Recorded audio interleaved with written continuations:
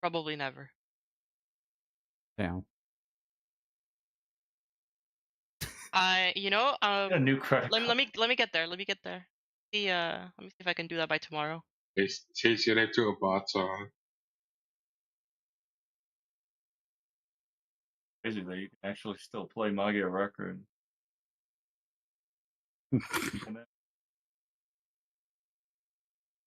Wait, there's this Khadroth guy who is streaming on Twitch.tv and on YouTube.com. I got you. I got you. Oh no, Are you we don't like that. UK? Are you for That's real? we don't Hold like up. that. Let's go back. Let's go back to how it was.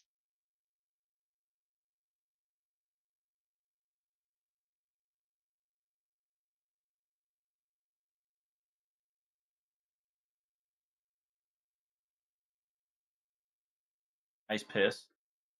With that.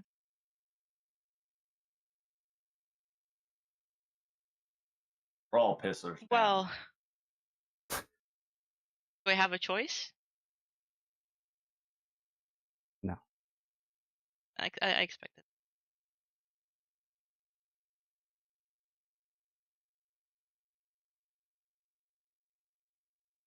Okay, what we're gonna do is Trubs is gonna pay for my Saint Quartz, and then I'm gonna pay Trubs. And that's how we're gonna bypass the system. That requires me to have a lot of secret things.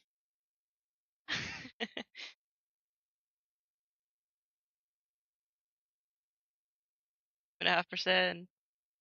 Okay. You get you get the fees. You get the fees exchange. Mention fee, I see. Can the merchant be nicer and make it like a 1%? Credit 1%? card for your credit card. Honestly, is if you're it- down, I don't mind. I definitely wouldn't mind doing yeah. it. Yeah, I don't mind it. We'll talk about after this. Kind of live. Exactly. Kind of live, and I don't want to talk about it Yeah. for our listeners.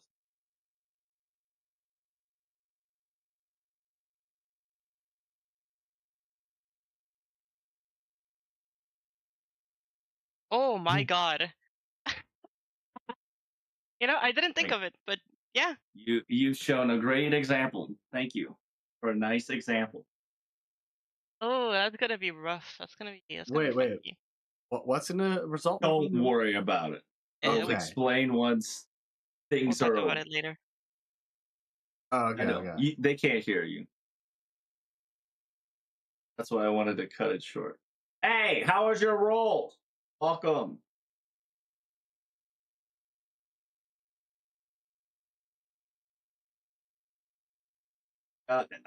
Las Vegas and 150. A good shit. I got Las Vegas in 1.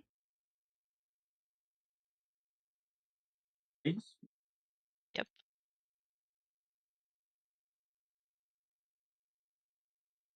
1738. Could have been better. You could have done better, to be honest.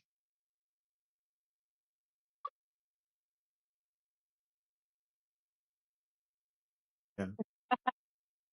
You Well, means yourself you were should have gotten her luckier. faster. Yeah, just be luckier.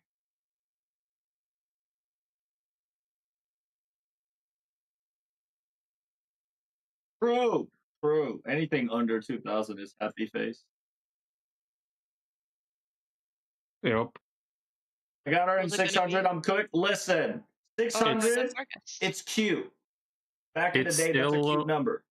It's still less than one of your Mama Nobu, so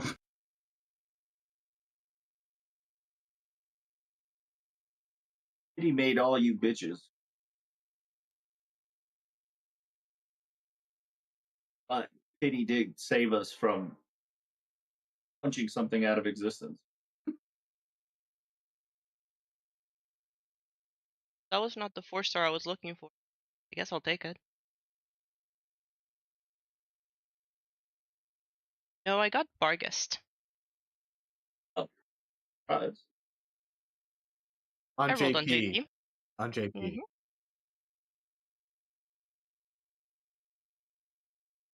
Yeah, I got Vargas. I was not expecting to get her, but I think I would have liked a Bob a little bit. Summer Vargas is AoE arts, right? No, she's both Seoi and single She is target. complicated. Holy shit, okay. She is Millicent, but she can swap back and forth, Oh my goodness, okay, and okay. she's always arts. Okay. And what else? Evening, humans. Welcome. Gather around to the campfire for this HSR collab.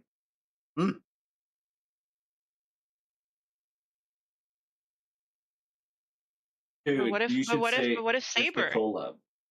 The collab shows interest. No, but the collab is just merch. Come on.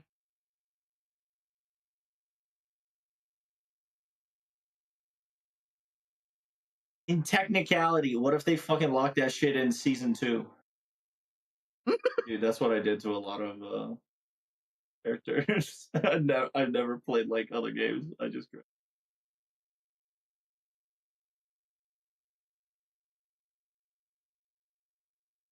maybe a whole planet for a collab. Hey man, keep rumoring. That shit's cute.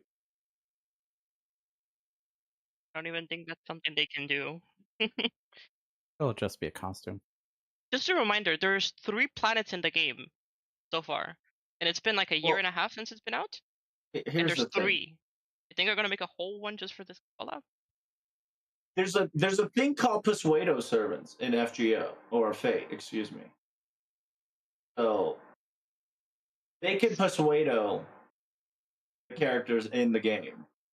And let's be honest, we already have Hercule and Ilya, so like they can Yeah, just just straight give him up a give skin. them the costume. There's a cool looking ass motherfucker in there too. So Okay, there's also Arthur, so we don't need to have yeah, Artoria. so We there can you just have go. Arthur. It's just be costume. There's just gonna be costumes. Like that's what I'm saying. Give them costumes, and everybody will be happy. There's enough characters there. Hey, Is silent. Listen, my PP does not be silent. It's not. Cannot silent my PP. It is what it is. then I can. The fun fact is, if you do get a Fate Stay Night character, that means you have to gotcha what E7 or whatever. So you're gonna lose money. Unless they give it as a welfare. Ain't gonna give you welfare shit. They'll give you Emiya, Shiro as welfare maybe. All right, because it's stay night collab, right? It's specifically It's stay night. unlimited Blade Word collab. Oh, okay. So they can't touch literally anything else. But we're not gonna discuss any further because Yeah. that's S13 classified. Requires these nuts approval. Indeed. Thing. You hear our Trubs? It's me. That's right. I'm giving you guys entertainment before the big man arrives. So make sure you hit that follow button and give me prize subs.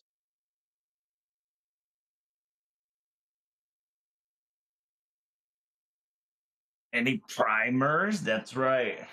Remember, there's a little button. If you subscribe with Amazon Prime, you can just go and click it, and I'm doing swell. I hope you are too. Had a nice little good session. Excited that now my US dollars can get melted into JP St. Quartz. We're Melt? literally making alchemy. Of course. Always. I don't know about that. That's a high level that I had not attained.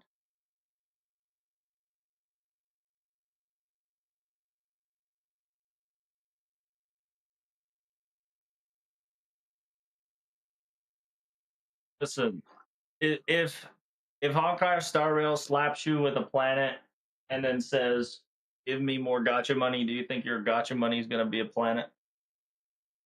I mean, if you have enough money, surely the money, when it stacks up, become its own body of like gravity, and get somewhere.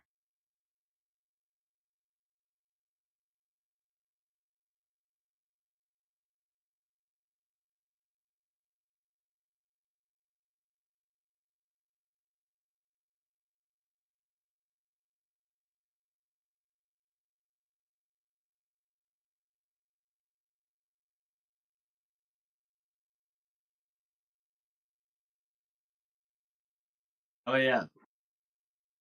If you're gonna upgrade your Arctic in your NA event, make sure you collect your shit. Make sure you get your. Yeah, because it doesn't collect. I don't like that. Mhm. Make sure you collect your reward before you upgrade, or else you're gonna lose your reward. Lose your reward.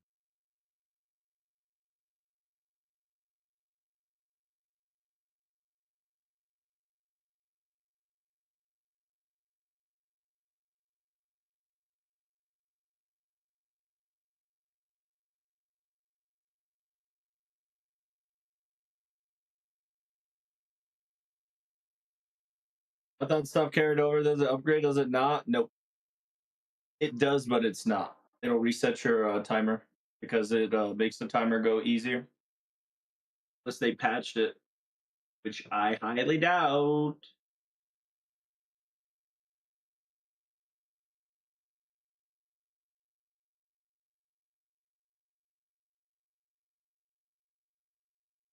That's a sin. Hold up. I'll get to you. I'll get there. You already have one? Yeah, hold up. We the boy. So fast.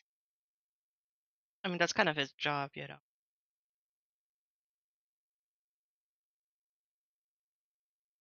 What the? Ugh. You know, maybe you're right. That's wild.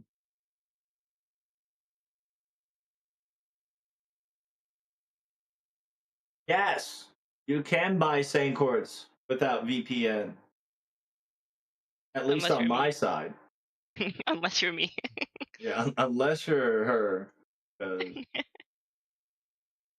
but what the hell you did with your credit card? I have no idea. It's so funny though. I bet you if you change credit card, it'll fucking work in one shot. Hey, I'll try that.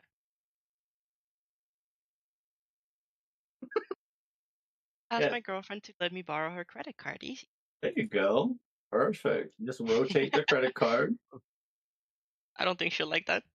No. Just say, think of it the reward program you'll benefit from. To not allow you to enable, or sorry, to not enable you. Hey, I bought her food today. You bought her Surely foot? this is a food. I got her. I got her some lucky. So food You equals got her full some. pack of Saint Quartz. You know what? I'm not even gonna go there because this was gonna turn really dude, negative we're in a second. live So here, yeah, friend. I'm gonna jump up. So I will see you guys. Have fun. Okay. Hello everyone, how's it going? All right, let's get this party started. I did just get the tweet out. Do me the favor, go give that some love. I have to grab the sauce.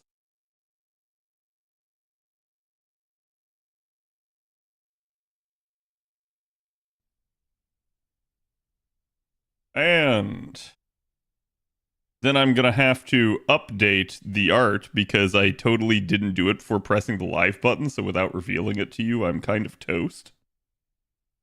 Okay.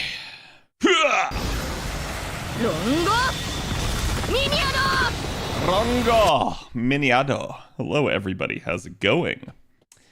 Here is today's artwork. If it will do. Okay, there we go. It's like if it'll do the thing. There you guys are.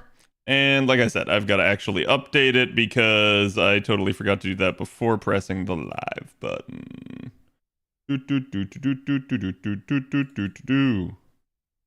All right. Oh, perfect. It's slotted right in. That's rare, but that does happen. Every once in a while, I don't have to resize the art piece. Hello, everybody. How's it going? Good morning from Australia, I see. Star Rail collab hype. Yep. Yeah, actually, Aurelius, you were the first person that got that to me. I forgot to thank you, but you preempted everybody else. And before HSR gets ridden, I mean, we're gonna talk all about that. You love got Emoto? I see. How's Cad doing today? Well, I'm happy that it's a Friday. I've also managed to like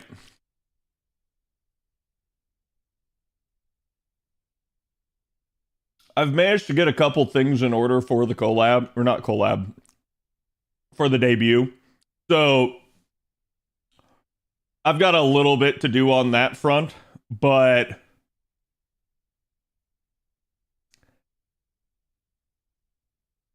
everything should be going according to Keikaku right now. The actual like big deal today. So you guys may have read about it, you may have heard about it, CrowdStrike. So that whole spiel let me go home from work early because our office wasn't able to do very much. Now, I say early, I'm talking like I got to go home at like 3, not like, oh, I went into work and immediately got to go home. Y2K in 2024, yeah. And then I had the problem, so I almost canceled stream on you guys here because I don't know why, but it drizzled earlier. And yet since it drizzled, my power has gone down like 3 times. Thankfully, the last time it went down was around like 6-ish. So I was basically saying if it went down one more time, I was probably just going to cancel stream because I didn't want to deal with it, constantly flipping back and forth in the middle of stream. But thankfully, it appears to have stabilized now. So that's not a bad deal. But being on the power socket, yeah. Anyways, the problem with that was the update that had CrowdStrike on it was about to get pushed to my computer because of the power outages. So I had to hop back on Discord and get the people in VIP to help me because I had to do it on my phone because I literally knew the second I tried to boot my computer up, it was going to try to apply the update. So I had to like find a way to like get it to boot into safe mode and then like basically get it to actually not apply the update. Because I was like, bro, what the hell? And in that time, I thought, you know what? We're going to pause all updates for the next 2 weeks until I've debuted. So that way I can't get fucked by any sort of like, oops, tee-hee, here's an emergency Microsoft update. Now all of your settings are back to factory defaults after you've been working on them for months. So I was like, yeah, no, I'm good. I'm not dealing with that.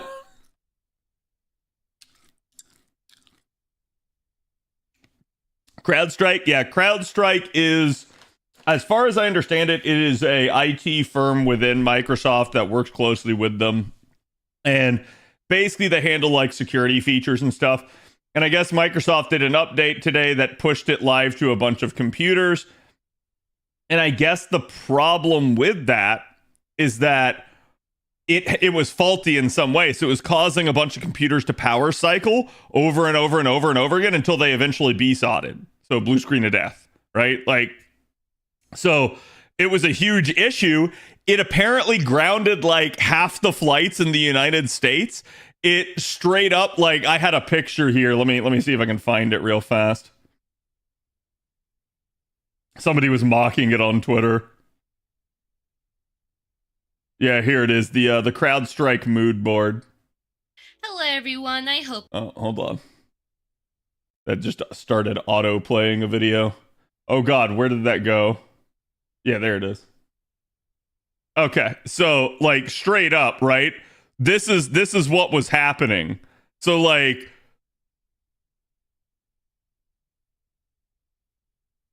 shit in like Times Square and stuff like that. Like everybody was starting to just get nuked by it.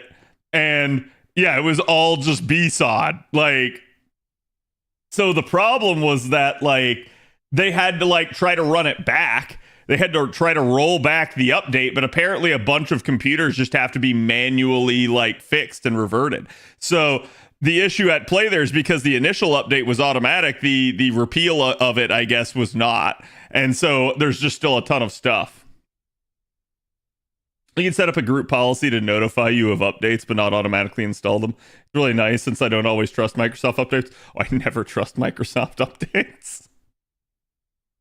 CrowdStrike is not related to Microsoft, but the update to channel definitions forced any Windows PC using CrowdStrike Falcon endpoint protection software to boot loop. Huh? I mean, like, and don't get me wrong, the only reason why is I'm like confused as to whether or not this is a Windows issue or this is a CrowdStrike issue at that point. I don't think you even Microsoft trust Microsoft. Oh no, I mean, like, let's be honest, right? Like, at the end of the day, I don't care. The thing I really care about is the fact that we keep pushing totally untested updates, not in some sort of controlled environment, and pushing it live to everybody constantly, as fast as possible, and then screaming at you for why aren't you updating your computer every like 2 damn days. I hate that. We should not have to update our computers that often. And everyone goes like, oh, well, it's because of like security stuff and everything like that. I'm like, I'm sorry, I don't see it most of the time. I mean, there's big shit like obviously like crypto locker and stuff like that that can be a real big issue, that can be a real threat. But one, people got to be smarter than to click on shit, than to open shit that they shouldn't. And two, I'm sorry, but like that sort of problem is not a constant thing. We don't see one of those types of threats pop up every damn day. So the issue I have is it's just that they're constantly pushing out stuff. And I'm like, yeah, I hate it. I hate it. I don't want it. That's like, it's why I'm just at this point of, can I just not do that? I'd be okay doing the updates. And I want to be clear on this. I'd be a-okay doing Windows updates if we didn't have this sort of like issue with, oh, hey, you just got a Windows update. All of your custom settings on your computer, back to factory defaults. Like, I do not understand why they can't go, hey, you know what? Here's an update. We're going to apply it. But first, let's snapshot your settings. And anything that the update doesn't specifically touch goes back to the way you had it set. Because, like, I have legitimately had, like, security updates for Windows that reset all of my sound settings back to default. And I'm like, why? Why did you touch my fucking sound settings? It had nothing to do with the update. Why did it do that? Oh, well, because of blah, blah, blah, blah, blah. I don't give a damn. I don't give a damn. Until they figure out a way to do that, they should not be constantly pushing updates, like, with no real choice to the end user at that point. Like, at minimum, prompt me with it and tell me what it's going to do first. I would love to see some goddamn Windows patch notes that I could say yes or no to. That would be great. But Windows doesn't want you doing that. Windows wants you to be a stupid idiot. Are you an IT worker?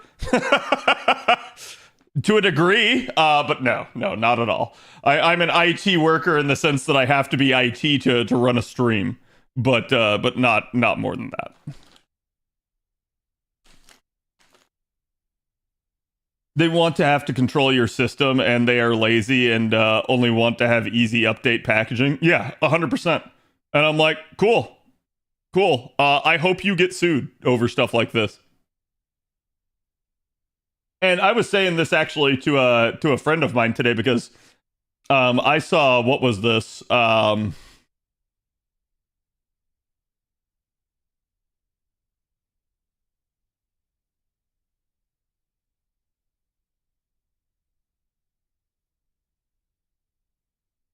Yeah, so this is my buddy Kaido, and he was mocking a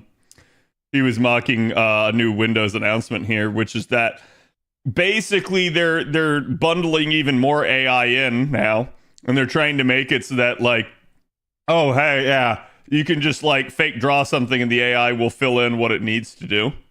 And I'm like, this is just getting dumb. This is all like coming like pre-packaged on all of your shit. And it's like, we're not far, chat. We're not far from being so technologically reliant.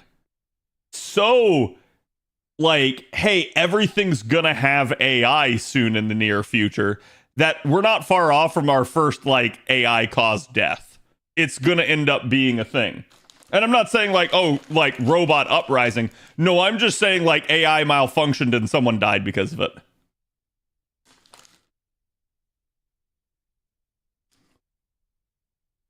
Tesla already does that. Yeah, I don't know if Tesla's had an actual like death from the result of the AI driving yet.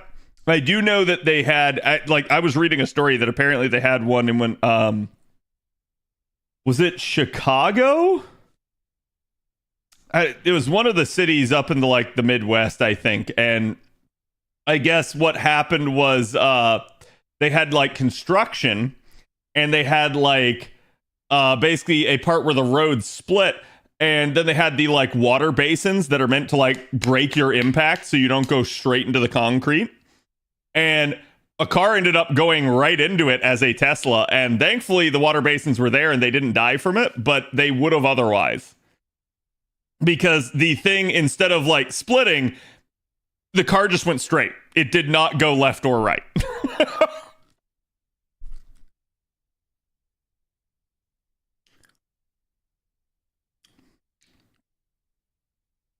In a couple of years, if Microsoft does get its head out of its ass, I'll move to Linux. I assume you mean if it doesn't, but yeah. Yeah, like, I'm sorry. Windows updates like this are just stupid. I don't know why we didn't test this in some sort of controlled environment first. I understand that it can't be, like, perfect, that there might be some sort of thing you don't catch. But I feel like if you had, like, a test group of computers in a controlled environment and you rolled it out and it was okay, then you're probably going to be good. But you need like all sorts and all makes and all types of computers to test that. You need like some sort of computer farm of like, I don't know, like 1,000 different computers. And then you roll that out on that, boom. Oh, look, it's good on all of them. Oh, look, it caused a critical failure on all of these. Oh, what's this? Oh, it's this actual software suite that's related to it that literally like every government computer out there is running. Huh, maybe that would be a bad idea. Yeah, that too. I heard a lot of people saying it was just bad sysadmin because they were trying to patch this shit on a Friday. It's like, that's unfortunate because I guess now they're not getting a weekend. That must suck. Because now you got to work all weekend because you tried to push that shit out on a Friday.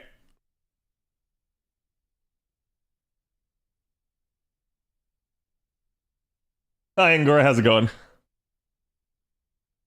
No, they didn't test because tests cost money. I know. Well, guess what? You're going to start losing money when you start getting lawsuits.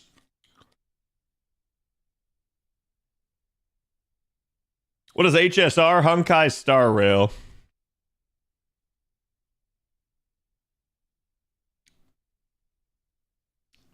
We expect them to be efficient foolishness, CAD foolishness, I know. Hello, Bruno. How's it going? I do not want to be in any of those meetings. Oh, yeah. Oh, yeah. No, dude. Like, so somebody's getting fired. Somebody's being the fall guy for all of this. Like I said, I'm trying to see, but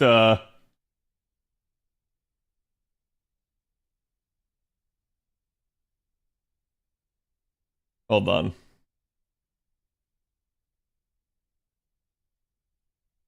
Yeah, here you go. Here you go, chat. What has happened to airlines and airports due to the Microsoft outage on Friday? Nearly 7,000 flights were canceled in the USA alone due to technical issues involving cybersecurity giant CrowdStrike and Microsoft. This Microsoft outage is now being reported as the biggest IT outage in history. Microsoft's fall causes long lines, chaos, and canceled flights at airports globally. Defective update from CrowdStrike caused Windows computers worldwide to malfunction, resulting. So again, like this is why I assumed it was CrowdStrike. So you guys would have to tell me if this is correct. Maybe the tweet is wrong. Caused Windows computers worldwide to malfunction, resulting in complete cessation of air traffic for numerous airlines amid ground stops. The 12-hour time lapse of American Airlines, Delta, and United plane traffic after the biggest IT outage in history is shocking. The FAA continues to monitor the global IT outage that may impact flights through the weekend. Passengers are encouraged to check their airline website, mobile app, and social media channels for updates. FAA spokesman said, we're working with the airlines to give them what they need to get you to your desired location. So chat, this is what it looked like after the actual like shit went off. You can see how many flights it grounded. Like, somebody is getting fired, definitely. There is just no way in hell. That is way too much. And so it's like, it's probably not even just gonna be like one dude, right? Like, it's gonna be the whole team. It's gonna be everybody that supervised it that allowed the update to go live. It was CrowdStrike that pushed the update, as you understand? Yeah, like I said, I don't know. Has 150% permissions to systems that is installed for very high-level security protection, so they effectively bypassed all the usual Microsoft redundancies and protections to trigger this.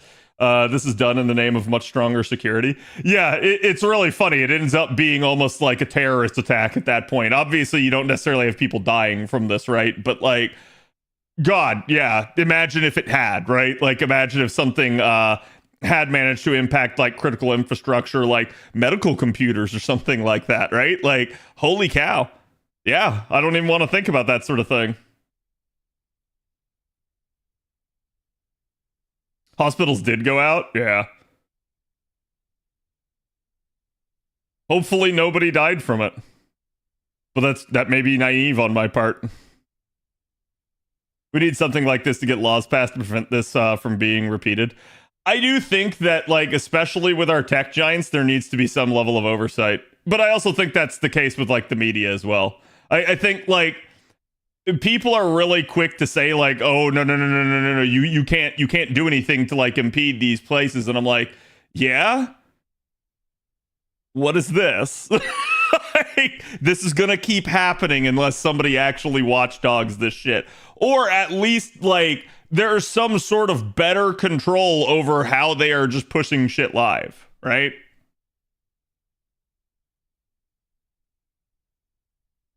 And I'm not saying that, like, regulation is the solution to everything. Obviously, it causes a lot of issues as well. I'm just saying, like, dear God, that should not be a thing. So yeah, anyways, that was an issue. I got to go home from work early, and then I had to, like, worry that we were even going to be live today. So I know that was a long story there to talk about all that, but I felt the need to actually, like, bring it up. CAD, the industry self-regulates? Sure, yeah. The industry of people that create all the, like, capability to, like, automate regulations is the people that are going to self-regulate. Yeah, I believe that. Moderation is ideal, but not in every damn thing needs to be. Yeah, I think it's like in these sorts of cases, especially now that you're getting to a point that, like, oh yeah, hey, this affects computers worldwide. This affects critical infrastructure. This affects like all sorts of potential life-threatening things. Yeah, I think it needs to be regulated some at that point, right? Like, we definitely need some sort of oversight to make sure somebody doesn't create the murder death kill robot 9000, right? Like, I'm sorry, it just is what it is.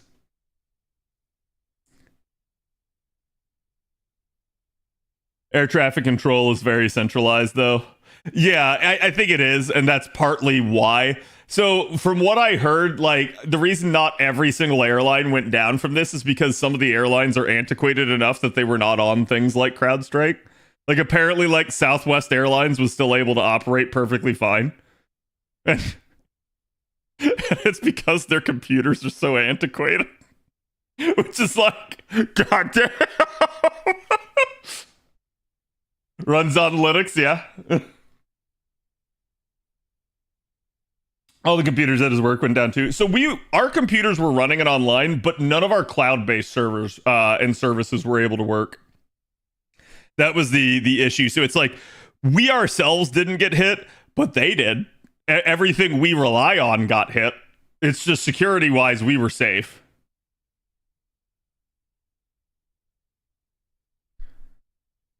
They got them gateway computers? Yeah. Let me just double check here. Oh, I can buy another. Should I go do the other one for another Fist of Hail? I did get my support list updated. I'm sorry I forgot to until like partway through the day, chat. To be fair, I've been getting my butt kicked in the mornings by this event because like the first day was like eight rings of story, and then today was 4, and it took forever. So I'm hoping the story doesn't get as long-winded, because they keep doing the whole like, all right, hey, now you're in They keep doing the all right, like now you're in a new area. Here are all the attractions. Here's what's wrong. And now we got to go to each one and fix it one by one. And so it's like, hey, can we just go to the new area and then visit the attractions while simultaneously fixing the problem? Like, can we just combine all of this? That would be great. Because that's my only issue with the event narratively at the moment, is that it just keeps like going like, okay, we got to walk through everything one by one, and it ends up rehashing itself some. Though, to be fair, so did last summer. Last summer was atrocious for it, so. That is arts card effectiveness, so we will keep using that. And I'm just going to keep pumping Fist of Hail here, because it's probably the best case scenario. Yeah, I was going to say, I don't think Shufu is bonus for this. Teaches, but he's already bought 10.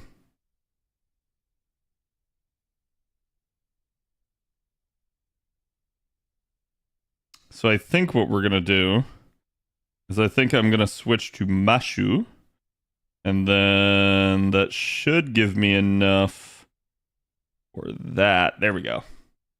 Gonna keep bonding both those saber faces on the back line. Story's kind of S so far, IMO. I'm okay with the story itself. Like, it's an intriguing idea. The Windows 7 users are the real chads. I think I saw that, like,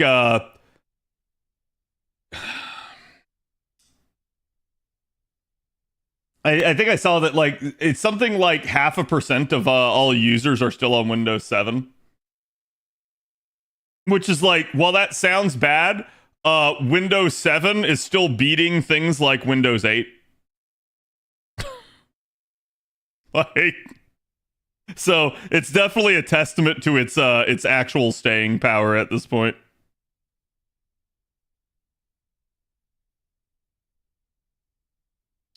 Okay, let's do that. Yeah, I have Windows 10 on both my computers here, and I have Windows 11 on at work.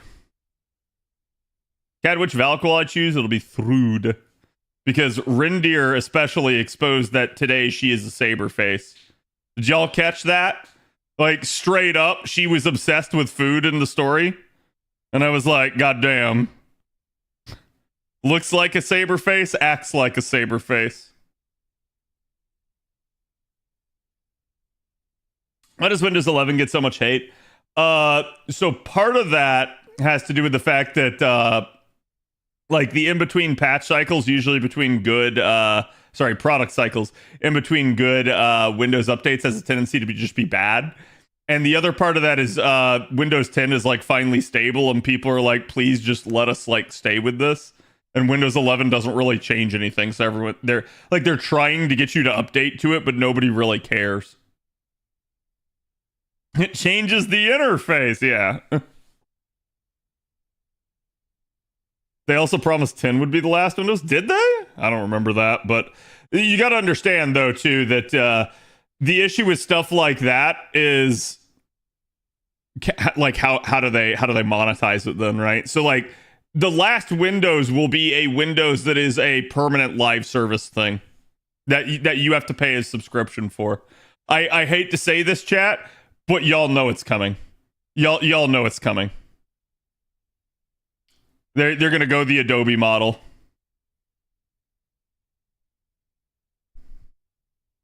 My last when my laptop at school forced updated to 11, it caused my computer to be completely incompatible with my printer and the network equipment. Yeah, that sounds normal. You probably had to get some sort of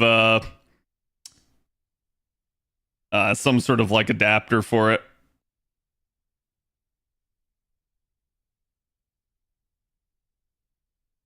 Like not like hardware adapter, like straight up like on the software side of things. Isn't Adobe getting sued? I think so, but I don't know what about. I did see the FTC tried to go after Microsoft again today by claiming that like their new, because I guess they're doing a new Game Pass tier. Keep messing up my words. And I guess in that time, partly what they're doing is they're making the more robust Game Pass tier cost more, but now there will be a new like standard tier, but it basically just gets less games. And so they said it essentially amounted to, the FTC is trying to argue that it amounted to just degrading a service and trying to still charge the same thing, which, yeah, they're not wrong. They're not wrong. That's 100% what they're doing. But whether or not they win is another thing entirely. Because at this point, it seems like the FTC can't fight its way out of a wet paper bag, so. They took out new releases from the standard tier, yeah. Like, they don't let you buy the program if it's not yearly, and if you cancel, they charge you the rest of the year in advance. Oh, yeah, you're talking about Adobe. Yeah, and the cancellation fees are exorbitant.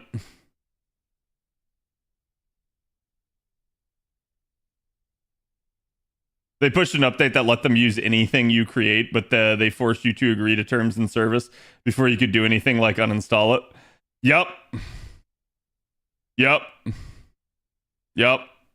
Yeah, that's the type of shit that that Hasbro and Wizards of the Coast tried with the update to D&D a couple well, I say a couple, it would have been last January, so not this January, but the January before.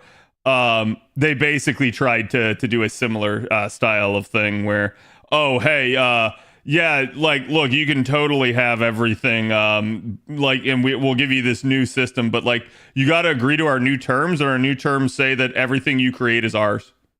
And everyone's like, no, we're not doing that. I will never accept a live service model operating system. I will find another operating system. Yeah, I'm gonna be real with you. I think that would be the level of that would finally be the final nail in the coffin that would get a lot of businesses to shift off of Microsoft. Not your big businesses, mind you.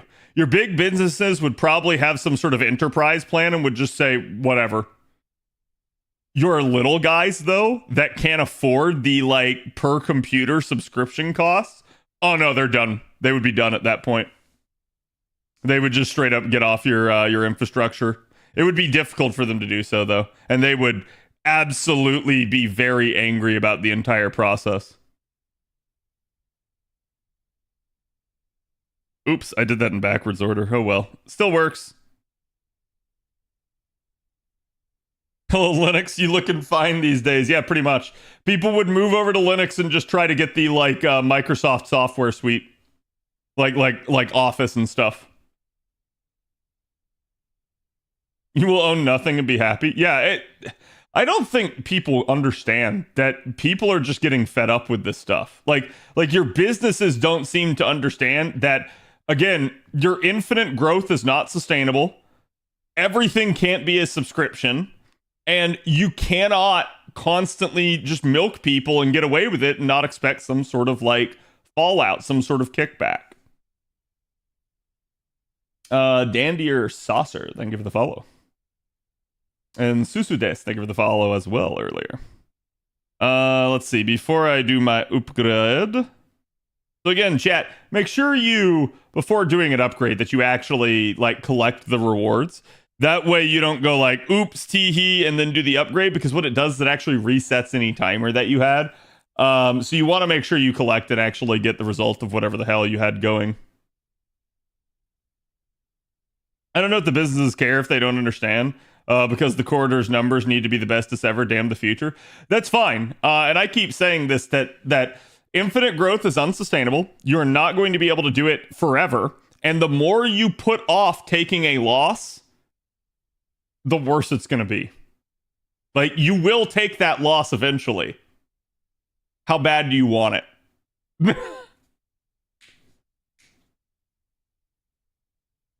They want people to be at their mercy for stuff like this. It's just a means to it. Well, so like, it was really interesting because, in the time that I was spending working on stuff before stream, I was watching an Asmongold video on the side, which was him reacting to Young Ye's video about how live service games are dying.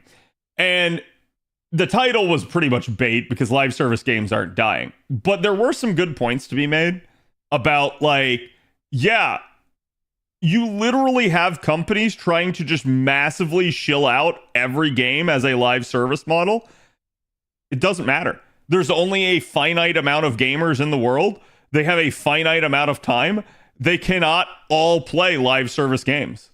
And not like multiple of them, right? Like, I'm going to argue that your average gamer can maybe juggle 1 to 2 live service games. So beyond that, you could maybe say, like, okay, if the average gamer can juggle 1 to 2, then maybe there's enough room in the industry for something like 20 different live service games of various interests. So what the hell are the hundreds that we have coming out? You're not all going to be the next big thing. It's just not going to happen. And you look, and the ones that are actually performing well, they're the ones that actually do a decent job, or at least have attractive enough gameplay that players keep coming back to it. And one of the points in the video was that, like, oh, well, Sony is planning like 6 different live service games to release next year. And it's like, cool. I guarantee you 5 of them will fail. I guarantee it. And then the 6th might succeed. Might. It might. It has a chance.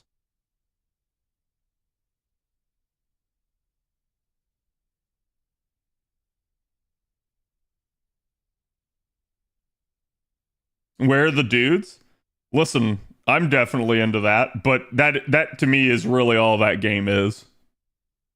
So it's like, I can go look at, beautiful artwork, or again, obviously something like porn if I really need to. So why do I like have to like play a game where there's no actual substance and it's literally just hits and ass? At that point, go all the way, you coward. Actually get your NSFW rating.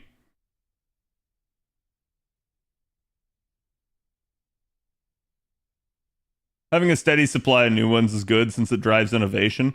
Yeah, like, so don't get me wrong, right? Like, should you still continue to try to work on and develop live service games? Yes. But 6 in a single year? No. You're carpet bombing at that point, and you're throwing shit at the wall and you hope something sticks. That's all it is.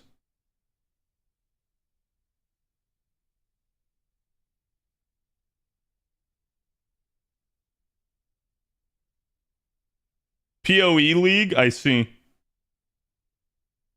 I mean, you say on the back burner. I say 3 rounds of 40 AP. And you'll be done with story at that point, Arterel. So FGO would have gone on the back burner for you anyways at that point. That PoE League reveal was insane. So what are they doing this time around? Because, like, I've dabbled in PoE, but I've never really, like, I haven't even ever gotten to the end game even once. So it's not been a big deal, but I'm surprised to hear that PoE is having some sort of insane league reveal when we already know that PoE 2 is coming out. I would think at this point they would kind of be phoning it in. Talking about 40 AP, the Bleached Earth quest went back to full price. Yeah, I mean, it's because there's no event right now. So it's gonna be 40 AP, but during an event it's gonna be 20 AP from now on, it looks. Because that's the strategy they've been employing, and I think it's good. Town building, melee rework, in-game rework, and an auction house. Wait, what do you mean by town building? Like, are you talking about like you can upgrade the hub, or are you talking about like you actually can build a town?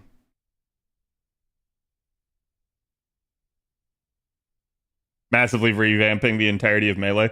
Honestly, good, because I feel like Melee and a lot of the dungeon crawlers is just inherently worse. You have so much more risk than playing as ranged.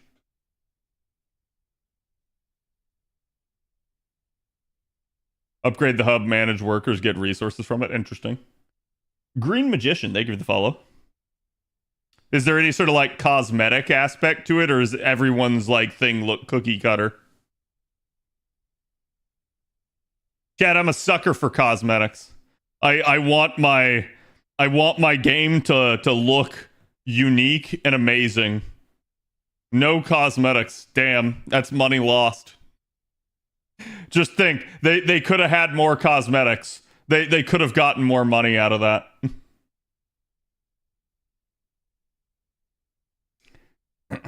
You go trade with people in PoE and they have 2B's giant ass hanging out, right? Doesn't that sound amazing? Like, that doesn't sound bad. That sounds amazing. Maybe you don't want to see that. That I can respect. But, like, I feel like it'd be amazing to be like, look, I got 2B's ass. The support Castoria must not have had the append. That's why I was short there.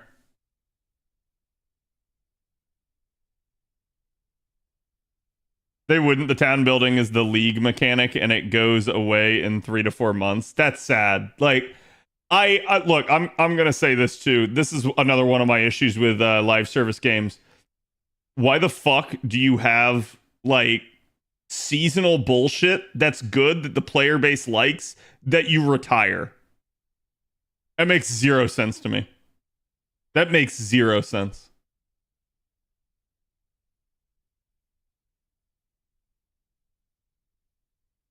For data lost, right? Yeah, I did see it. We can talk about that as well.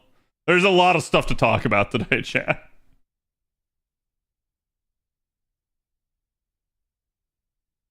That's why we have Glorious Nikke? No, I'm sorry, chat. I still believe that Nikke just does not have a lot going for it, other than the characters are hot.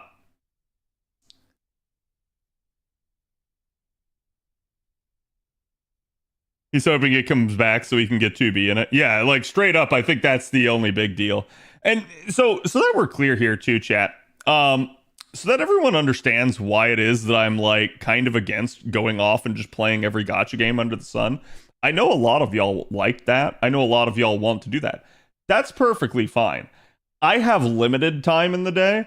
I don't have time to waste playing like 6 different gacha games. If I tried to play even one more gacha game, I would have no free time. Literally zero. Because I already have very close to zero as is. Have you ever seen Musashi's 9th Annie portrait? Yeah. That's what someone was asking me earlier. Are you going to start Star Rail next year? No. To be fair, I started Star Rail on release, so. But will I go back? I don't know. Maybe if they put Saber in. But I'm gonna be honest, I keep seeing everyone being like, oh, they're gonna put Saber in, and I'm like, that's not a guarantee. It is a UBW themed thing. But again, like I said, we can talk about that in a bit too. I'm just trying to get AP down here.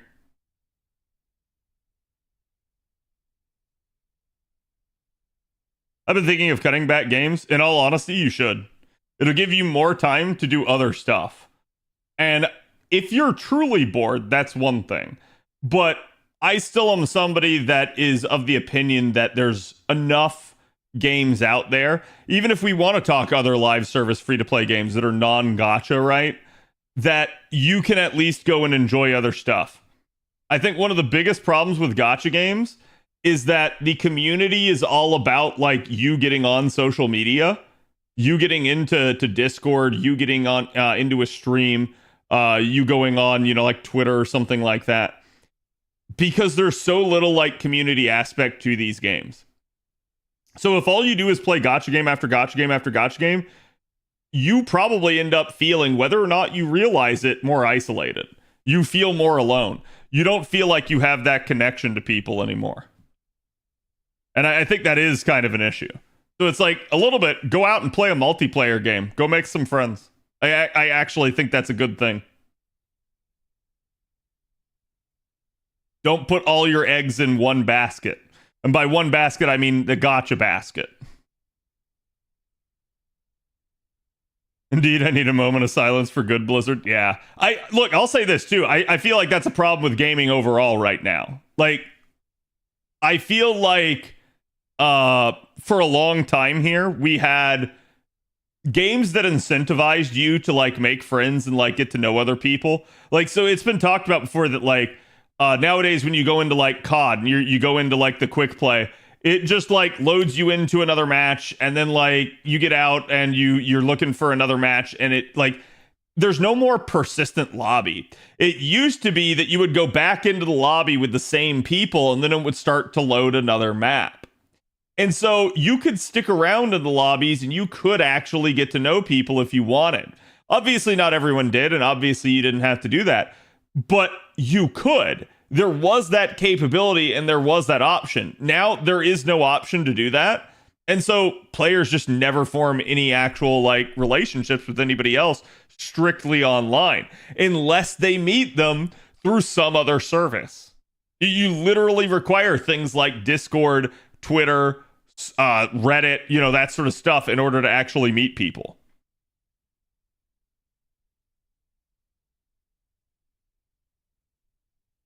If people are going to be calling me slurs, I want it to at least be the same people. Right, because, like, how are you supposed to learn what their, like, mistakes are and how you can, like point out that... No, I'm just kidding. But, like, yeah, straight up. It's really weird to see that, like, as a like, hobby, this hobby has socially gotten kind of worse over the years, not better. I started to play Blue Archive. I really liked it more than I thought, with legit funny shenanigans. Yeah, I mean, I've heard that Blue Archive is at least like, fairly whimsical, I guess is the term that I would use. And I know, like, so for instance, we were talking about this the other day and people were like, what do you think about Blue Archive? What's your opinion on it? And I said, look, this is the unfortunate nature of like the stuff that I've had to deal with. But it's the truth. That is my exposure to Blue Archive, is I've had to deal with problems from people from that game. And people are going to sit there and be like, oh, it's not that big of a deal. It is basically to somebody that doesn't want to see anything like that anywhere near, my community. Okay. That being said, that's technically not about the game itself. I have no idea about the game itself. I don't really see any of that, because all you see is edgelords trying to post like "ugh, segs" and like, obviously the word that we were talking about the other day. And it ends up being a deal of like, well, if that's just the case, then I don't know that I care. Oh, I was about to go pop all my blue apples here, but I actually need to be doing the notes. That's what my problem was. Okay, so I'm still full. What's the Honkai Star Rail collab about? We'll talk about that in a second. Am I really that full?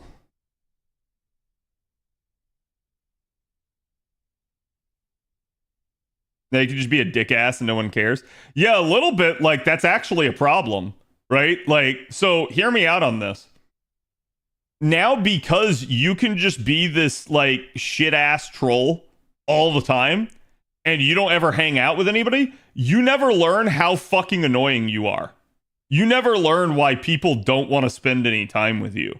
You never learn that you are a problem. And as a result, you never correct your behavior and you just keep going through life doing that same stuff. And that's sad, because it definitely is a problem. Whereas at least when you have a community, you have to interact with people on a regular basis. And oh my God, you learn that you are a piece of shit. And you go, man, at some point, I'm tired of being alone and I would like some friends. So it actually is a good thing, right? Interacting socially is how you learn how to interact socially. It is a skill. You can acquire it.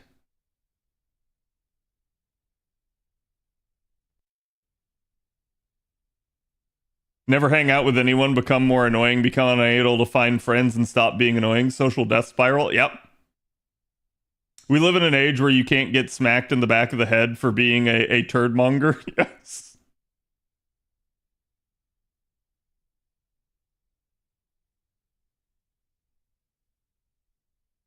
Cad, will you be our friend? Sure.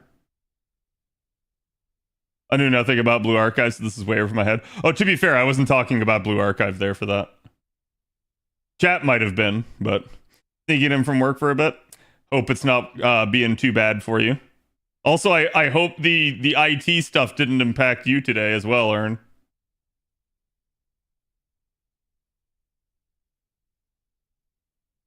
Insert cable guy meme. Yep.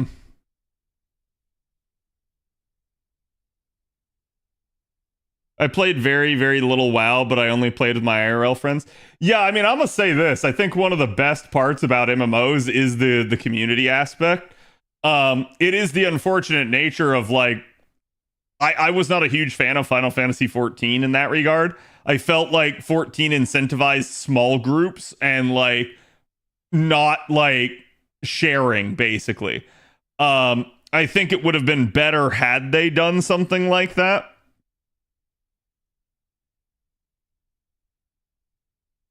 Sorry, chat, just give me 1 second here because I have to think. Yeah, I guess I gotta do that. And then gotta be like that. I literally have to use the card because that person didn't have the append. But no, like, the one cool part about MMOs is usually that there is a robust community. There's a ton of people. You get to interact with a ton of people. And because inevitably MMOs have mechanics that you gotta, like, wait on, you end up having to wait around. And when you wait around with other people that have a similar interest to you, you start to talk. And when you start to talk, you either make enemies or you make friends. Hopefully you make friends, but sometimes it's enemies.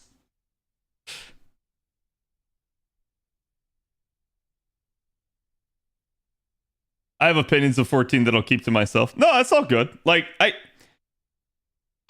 mean, like, yeah, unless it's like, oh, you're gonna piss somebody off with it, right? Like, I don't know, but to me, it's just one of those deals where I understand. My issues with it came from playing the game for, like, what, 6 or 7 years. Like, it just,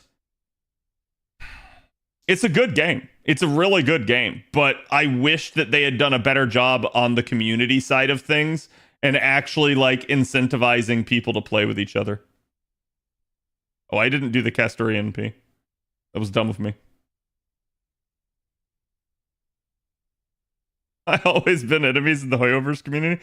To be fair, Hoyoverse community do be having some, like, some people.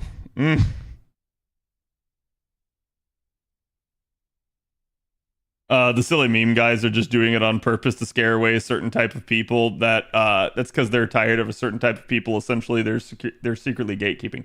So let me be clear here. I wanna stress this. Okay, I really want to stress this. Some people look at anime from the outside and they think all of this is pedophilia. Straight up. They think, like, oh, this story is about, like, a high school girl. Boom. Got him. We got another one, boys. That's what they feel like, okay? I don't think that way. I think a lot of stuff in anime is just normal, like, shonen, shoujo. It's made for young teens. And that is the way it is. we definitely see anime as a genre expanding into an older audience as the audience that really came to love anime ages up. Again, that's basically my generation, chat. But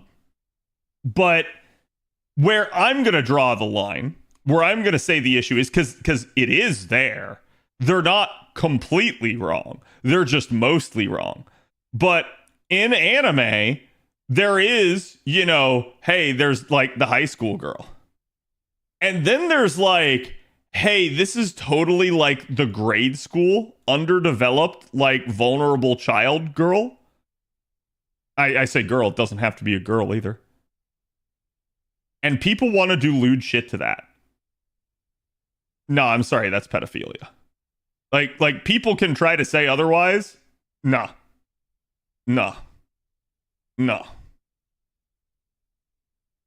Like, I have straight up seen people. And I'll say this. You guys know I don't like to talk content creators in that regard.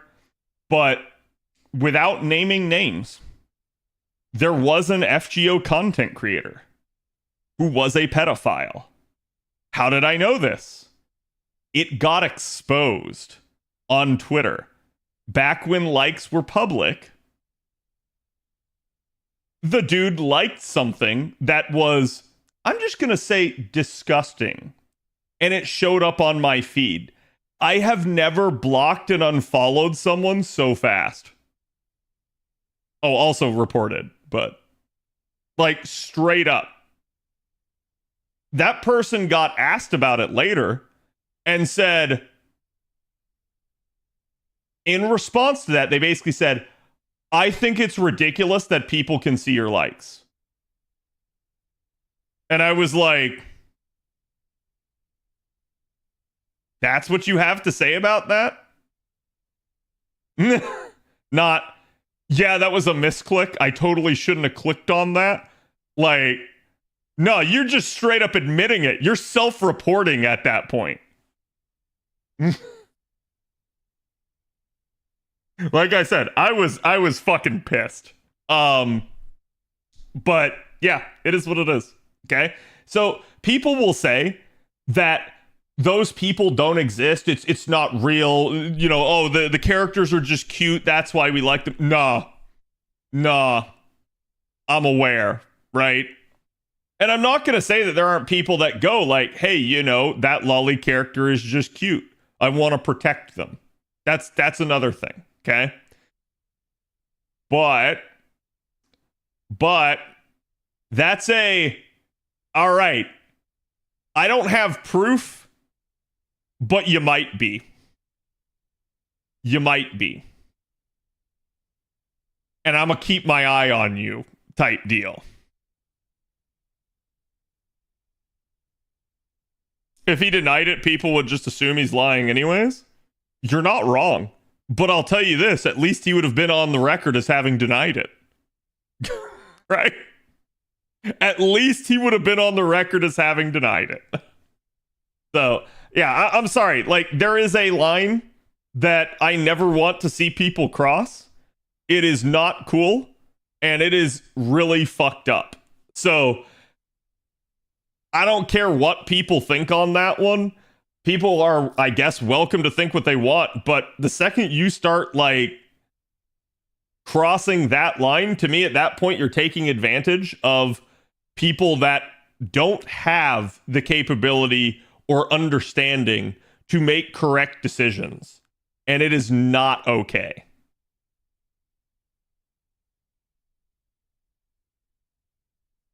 I think I know the creator. If you do, you do. Like I said, I'm not going to name names. It's not my place. But like, yeah, no, straight up. Ever since that happened, I was pissed, right? I'm just now getting to know the FGO community. I don't have Twitter, so no, it's all good. This person's been gone for a long time, so thank God. Thank God. I'm gonna be real. I would have a hard time containing myself if they weren't.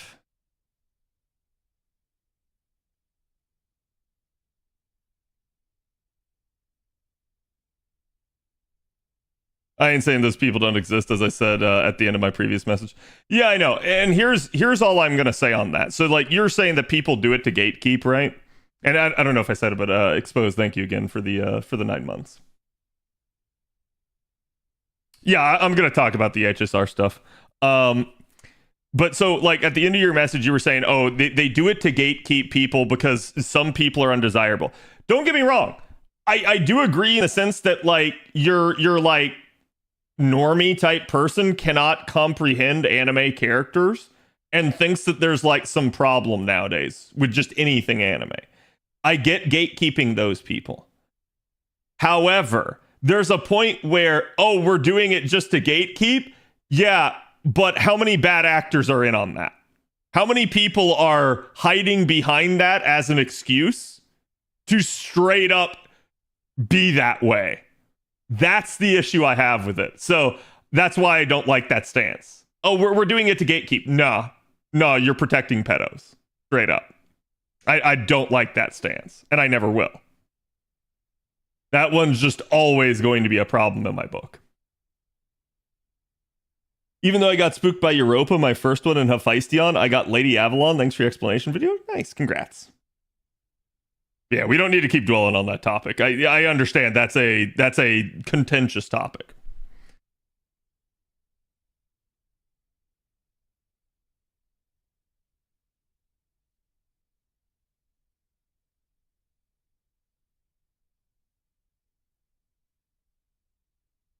I lost your reaction about the collab. We haven't reacted to it yet. People keep asking me. They keep trying to bait me into saying it. You can't be a part of the community unless you've read a 100,000 plus word visual novel. Yeah, I also think that's stupid. Okay, and I'll be real with y'all. I'm not saying that like the Fate visual novels aren't good and that you shouldn't like read them. Right? I am saying reading a extremely long visual novel is definitely an undertaking, and I understand why some people don't want to do it, and I think it's unreasonable to expect everyone to. That is why anime exists. That is why manga exists. It's different forms of media for different people. So it's like, just because, for instance, we are remastering the Fate Stay Night anime and bringing it to the United States, that's great. I love that, and I'm super happy they're bringing it to Steam. However, that still doesn't address the fact that the starting point for the anime is so like up in the air right now. So they definitely need to do something about that too.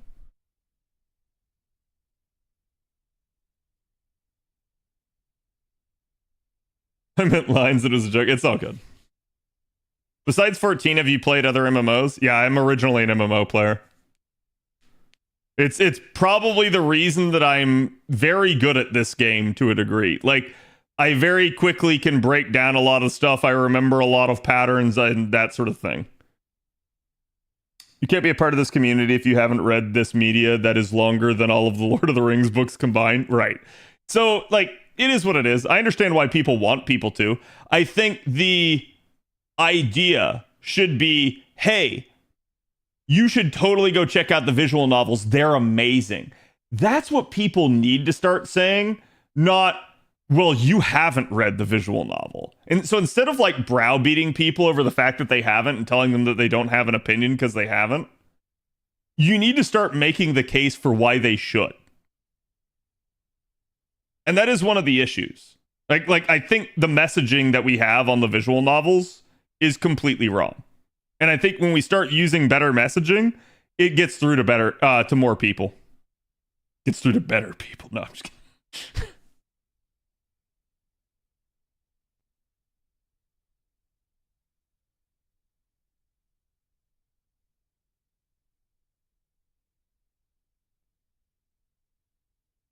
I've been bailed out twice by the fact that I had a proper Castoria Arts card there. The visual novels can have actual gameplay. They can. It definitely depends, though. Fate fandom elitists are unbearable. I say this as somebody who loves Type Moon VNs and anime. Yeah, 100%. I've had to deal with many of them, right?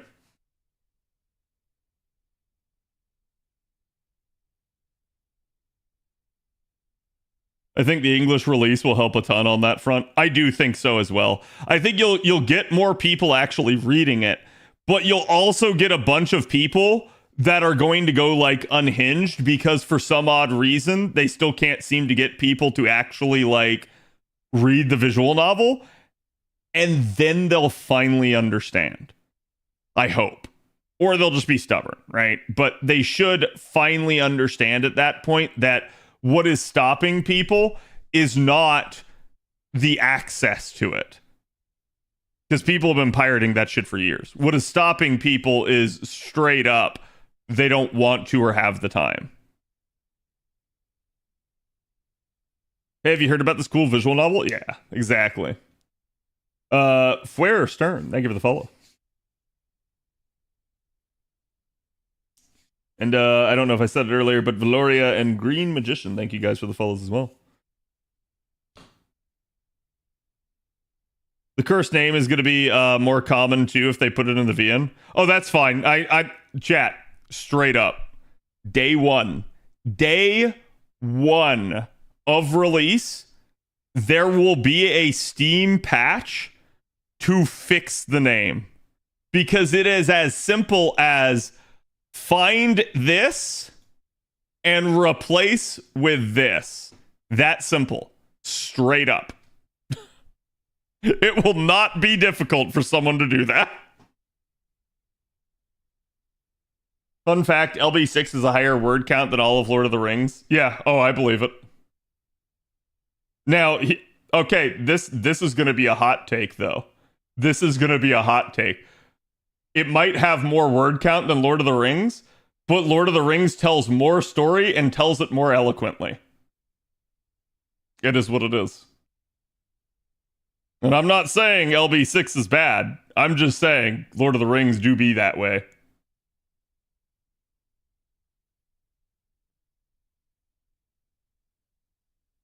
I was also... that video I was watching with Asmund before, he made the comment too about like...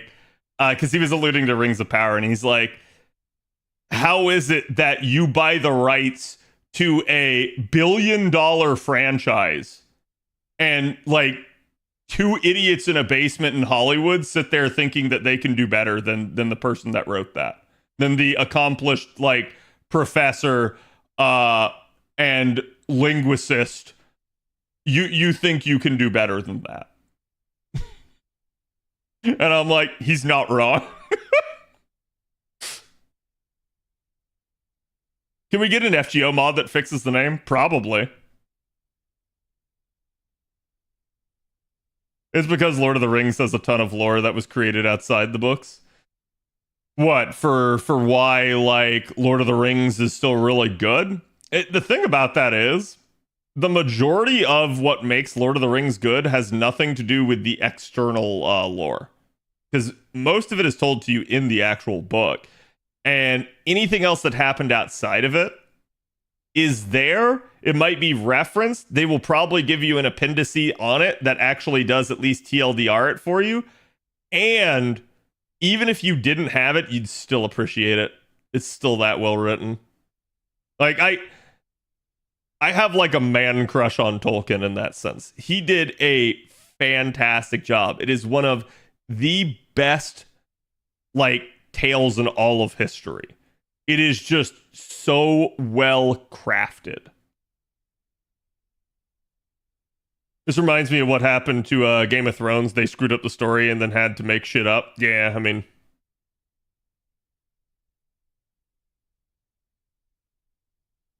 So Silmarillion, and I see people used about it.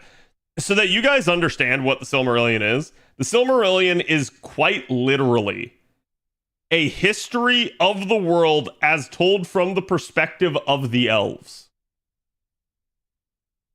So it's partially why with Rings of Power, they thought it was going to be such a difficult thing to adapt, is because it is told as an anthology. It is told almost like a history book. That being said, damn, it is the best fucking history book you'll ever read.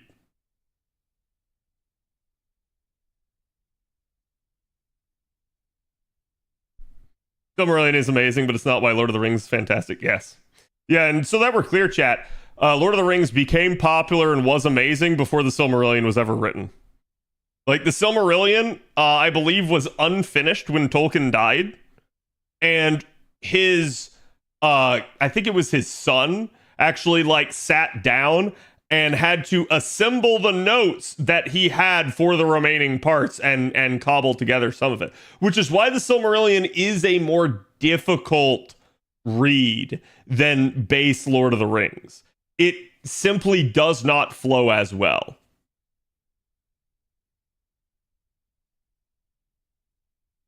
Plus, Tolkien knew around like 8 to 9 languages. Oh, yeah. I mean, Tolkien made up like, what was it, like 4 different languages for the actual Lord of the Rings setting, which is just insane.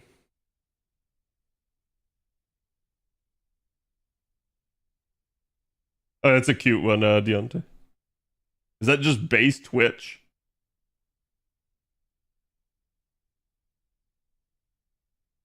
Sorry, but I prefer the Bible. No, that's all good.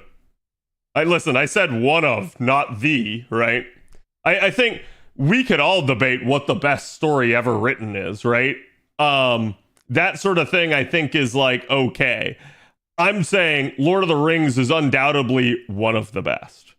And where it is on that scale just depends on you and how you feel about it. Because I feel like even if you're somebody that's maybe not the biggest fan of it, you probably still respect it from the stance of like how robust it is and how much of an impact it's had. The best story ever written is Green Eggs and Ham. I don't think it is. For Sam, I am. It's the basis for all our fantasy today. It really is to a large degree.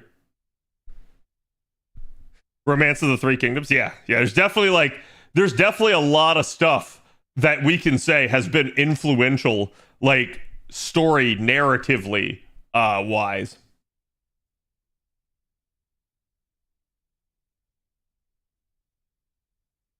I couldn't get into it, but all my friends love it. I understand. Green Eggs and Ham is definitely a difficult read.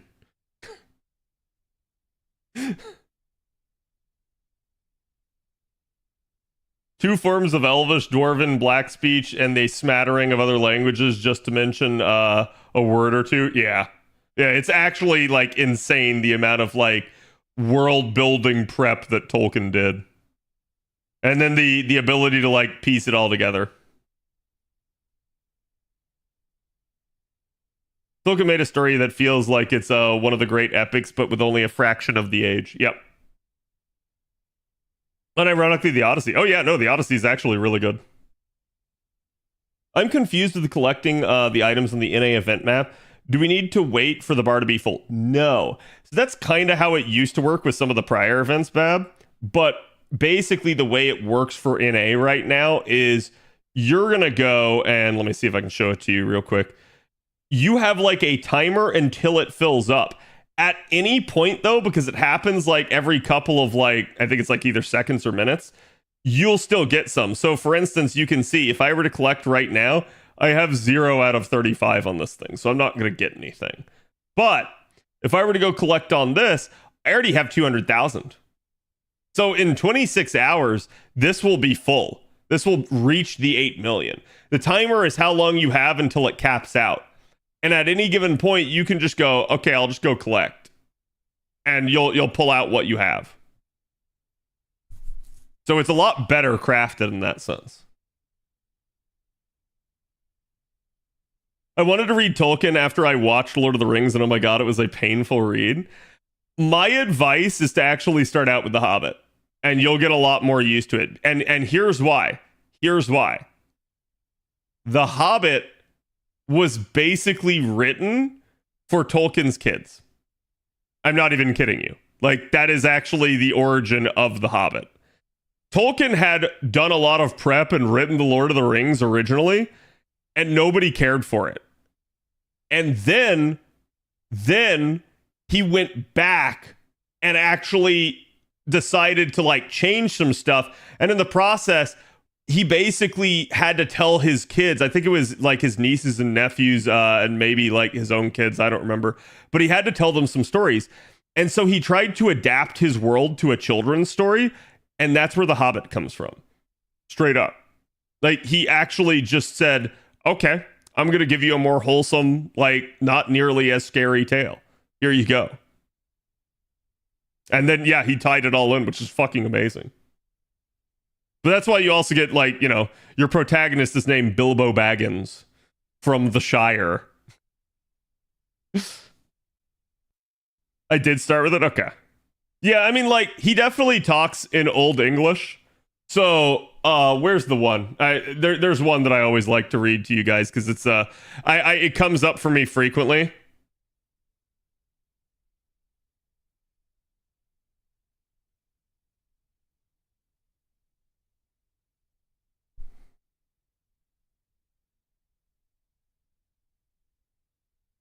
Yeah, okay. So in the book, we basically get a much more elaborate line than like so in the third movie, you have the whole scene with the ring wraith and Eowyn like comes out and the ring wraith is basically like, yeah, no man can kill me, and she rips off her helmet and says, I'm no man. And people are like, oh bro, that's so epic, that's so awesome. Yeah, here it is in the books. And you do have to like understand there's a lot more colorful language here, but you get used to it. And it starts to like really fascinate you the more you read it. The dude had a way with words. He was kind of a poet in that sense. So it says, but no living man am I. You look upon a woman, Eowyn I am, Eomund's daughter. You stand between me and my lord and kin. Begone if you be not deathless. For living or dark undead, I will smite you if you touch him. So there's a lot more power in those words. There's a lot more like depth to it. Tolkien straight up knew how to like evoke the feeling of a moment, and he was great at it. So the only things that get confusing are usually if he starts overly referencing something. And at that point, yeah, you probably should take a second, go flip to the back of the book, find it in the appendice and be like, what's he talking about there? And it'll be like, oh, he's referencing this, which is this. And then you'll quickly understand. Bro cooked? Oh, bro fucking like, bro didn't just cook. He like pressure cooked that shit. Can't straight time window, yeah. I think he was still vulnerable to the Wraith and tanked it. Or she was still vulnerable to the Wraith and tanked it. Yeah, so what happens with the Ring Wraith is basically the Ring Wraith actually gets stabbed by it was Merry, right, chat? Or was it Pippin? I think it was Merry. I think he gets stabbed by Merry from behind using a knife that Merry had from back in the Shire. It was from the east part of the Shire. It was from a barrow mound, which is where people were buried after they died. That knife actually is one of the rare weapons that could harm the Witch King of Angmar, which is who that Ring Wraith is. It is a lot of like plot convenience, but this plot convenience is set up all the way back in the very first book. It's fucking amazing. So he stabs the Ring Wraith, that makes it vulnerable, and then Eowyn finishes it off. So he was prophesized never to be killed by any man, and he wasn't killed by any man. He was killed by the combination of a woman and a hobbit. And this is why I say, like, the books actually did it better. Because in the movie, you get, let's champion all women. Like, women can be strong and be influential too. I'm not saying that's a bad, like, message, but the message in the book was better. The message in the book was, it doesn't matter who you are, no matter your gender, no matter your size, no matter how small you might think you might be, you can still make an impact. That was a better message. That was fucking amazing. So, like, you start to see some of that and you start going like, oh man, that's wild, right? So it's like, it's almost, they reduced it down to it just being about women for that. And I'm not saying it's not an impactful moment. I'm just saying, God, yeah, the book really like, ooh, it's good. Instructions unclear, CAD sexist. That's pretty much the recurring theme of Lord of the Rings. Yeah, 100%. And it's what it's trying to show you is like, you should still have hope. You should not give up, right? Like that sort of stuff. It's important to actually like have stories that do that. I think that's actually my major issue with a lot of modern stories nowadays. Everything is so dark and dreary. Everything is so filled with like hopelessness and depression. And I'm like, honestly, everything kind of seems pointless in a lot of modern stories. It feels like the struggle is in vain, and that no matter what, even if you achieve a good outcome, it'll be undone eventually. Whereas the message in Lord of the Rings is about like, you know, still struggling in spite of all of that, finding hope, having the capacity to still go on even though you're suffering, and in the end achieving greatness, achieving something that has been long sought but thought to be unattainable. It's really awesome.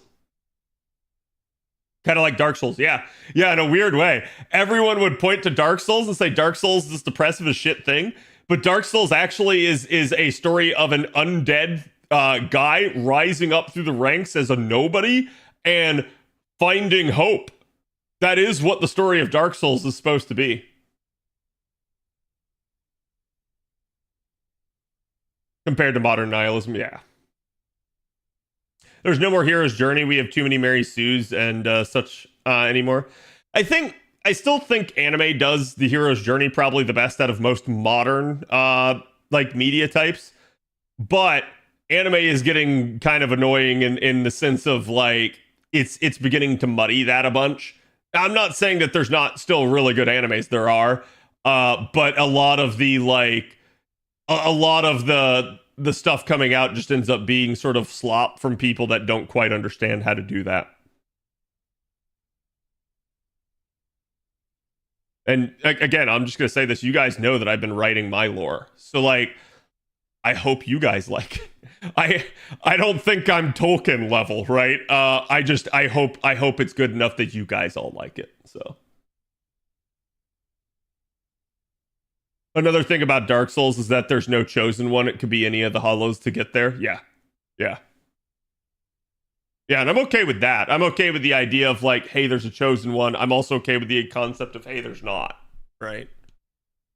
That's because the Japanese aren't all about current year BS. Well, most of them. True. When are you releasing the 50,000 fanfic of your lore? Wait, what do you mean by 50K fanfic of my lore? You mean like Warhammer 40K? Or you mean like 50,000 words? 50,000 words? Is there a way I can get a word count?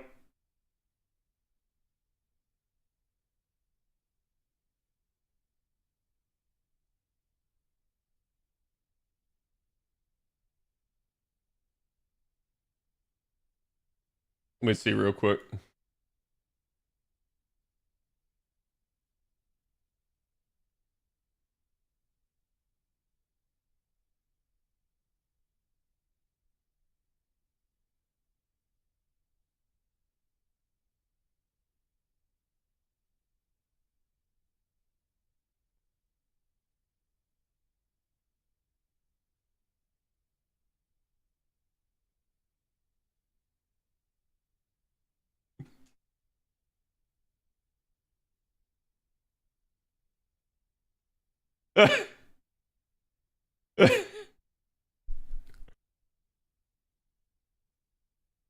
Yeah, I'm good. I don't need to tell you that number.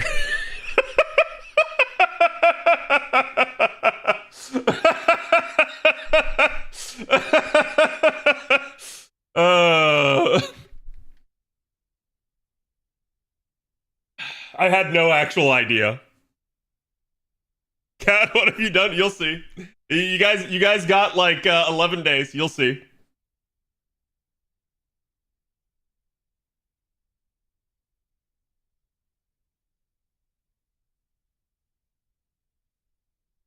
Speaking of Hero's Journey, I've been reading David Eddings' Belgariad and Melorion.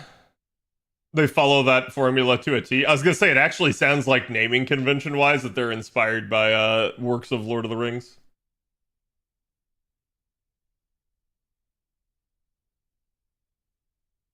Listen, I'm not telling y'all anything.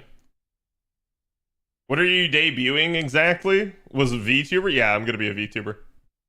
Sorry, sort of a new viewer here. Yeah, no, it's all good. It's all good. Welcome to the channel. Anyways, I did not expect the number that I saw. That's all I'm gonna say. So that was definitely a thing. Okay, so chat. First off, and I gotta find a way to show this to you without, like, showing this to you.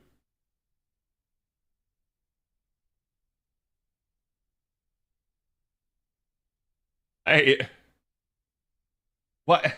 Why do I look in my Discord? Why do I look in my Discord chat? And like, straight up, this is the first thing I see. This is the first thing I see. Why? Why do I look in my Discord and this is the first thing I see?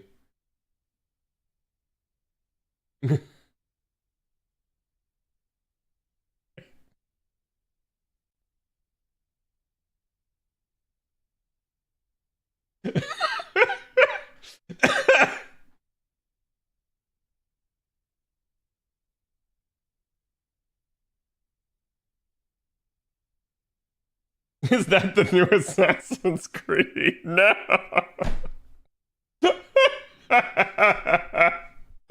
You know, the sad part is somebody will probably mod the new Assassin's Creed to have Shrek in it. What channel is that in? A private one. For obvious reasons.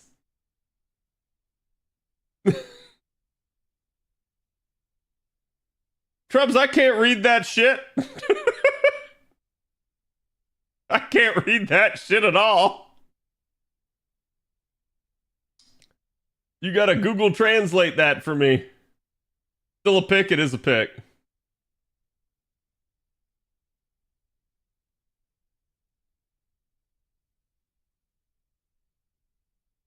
Okay, let's start with this. Let's start with this. The chat, we got new reveals of the new anniversary CEs.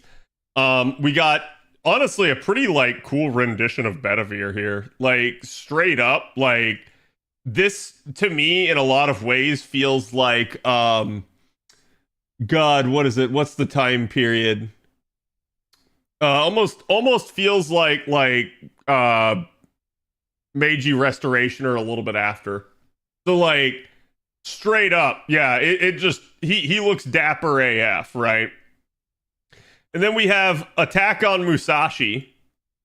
And it's funny because they go even harder here because it's a leotard, and then we have, like, a bunch of, like, latex. So, like,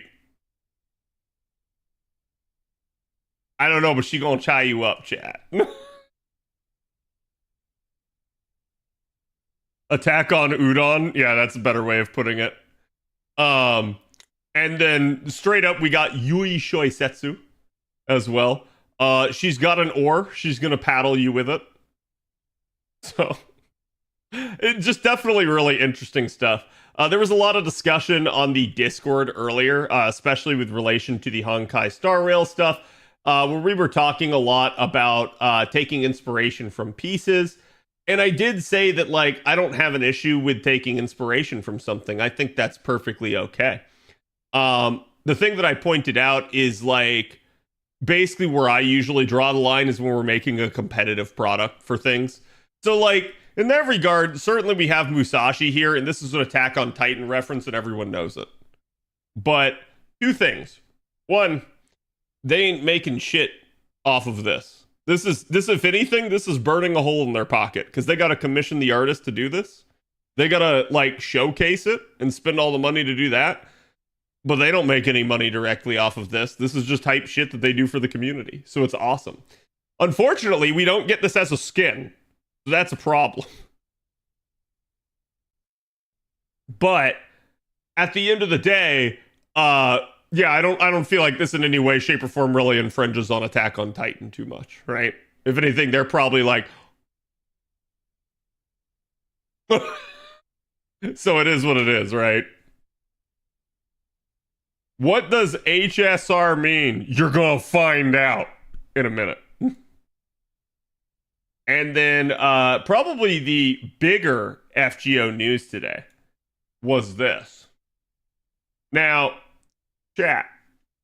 Let me see if I can translate this real quick for you. Okay, so starting at 6 p.m. on Friday, July 19th, you can now purchase Saint Quartz on the official Aniplex online website by linking your account with Aniplex Online.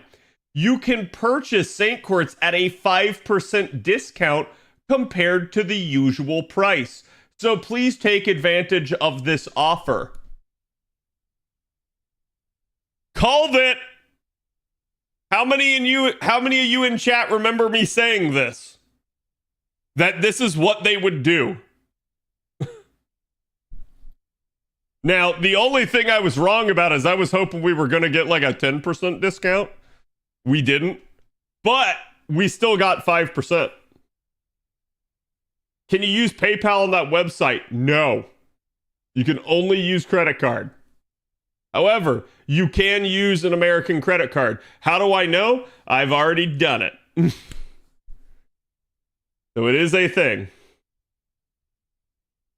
Might get a sale for Annie in a couple weeks. Right. So hear me out on this, chat.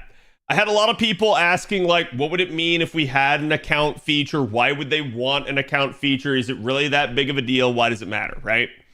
And I told you guys, like, yeah, it's a big deal for a couple of reasons. But the second we got that, like, Epic Game Store, like, decision basically from the courts, we kind of knew this sort of thing was in the realm of possibility. But they needed an account system and a website in order to do it. And that's what they've done. They've absolutely set it up to have the capability to do that. So, the interesting part about this is, yes, it will completely fix your ability to buy Saint Quartz on your Japanese account. For those of you guys that were struggling because of the restrictions on the Google Play side of things, there you go. Now you can purchase Saint Quartz on JP. So, this is a huge change. Not only because people are going to have more access to it, but also because now it's cheaper. So, chat, don't buy it through the conventional stores anymore. Straight up, be buying it on Aniplex Online rather than through Google Play or iTunes. It's not worth it. The funny part is this is probably going to put sites like PlayAsia a little bit more out of business. PlayAsia dabbles in other things, but one of their biggest sales, as far as I know, has been Japanese iTunes gift cards. So this is going to be monumental. This is going to make them more money. Now, I explained this before as to why this is the case, why they would do something like this, so that you guys can understand, okay? This is because they used to get charged by, like, again, like, let's say Apple, right? Apple was a 30% marketplace cut. So every time you guys bought a Quartz pack, 70% of that went to Aniplex. 30% went straight into the pockets of the marketplace itself. Every time you bought a pack. Now, that's gone. Now, you're probably going, well, what the hell, Cat? If they just literally got rid of a 30% cost, why are we only getting a 5% discount? Shouldn't we get a 30%? No. Here's why. They had to set up the means by which to do it and kind of add the infrastructure, which will cost them money. Okay? Not only money to set it up, but also money to maintain that, to maintain the account system. So, there is an overhead cost, a managerial cost with actually running all of this stuff. However, that cost is probably not 30%. It's probably not even 10%, if I'm being honest with you. So, Aniplex is absolutely making more money off of this, straight up. But do you care? Because at the end of the day, Quartz just got 5% cheaper no matter what. And that's amazing. Right? That's amazing. So, at the end of the day, I'll take it. It's fantastic. I have no issues with it. Hopefully, they could maybe increase it more. And somebody brought it up earlier. I do think it's possible that you could see a sale at certain times of the year. Will you? Probably not. But could you? Yes, it's possible. The Aniplex online site also appears to have a point system for rewards so that you can use points to buy things or at least cut down the cost of things. So it may be a case of the more packs you purchase over time, maybe you accumulate points. I don't know, but we'll see. That is certainly a possibility. Do you think they'll keep the discount just on this initial step to call more people to link account and buy stuff there? Yeah, I don't think this 5% is ever going away. Ever. Because if it does, everybody just goes right back to Google and Apple because there's no difference. And they're easier, right? So at the end of the day, it is what it is. But yeah, I think they'll always be cheaper than those others just to incentivize you purchasing on their infrastructure rather than over there. So should you? Yes, absolutely. You should absolutely link your account and do that. Now, to answer people's questions, is there some sort of inherent risk if you do this? Could they figure out that you're a gaijin and kick you off?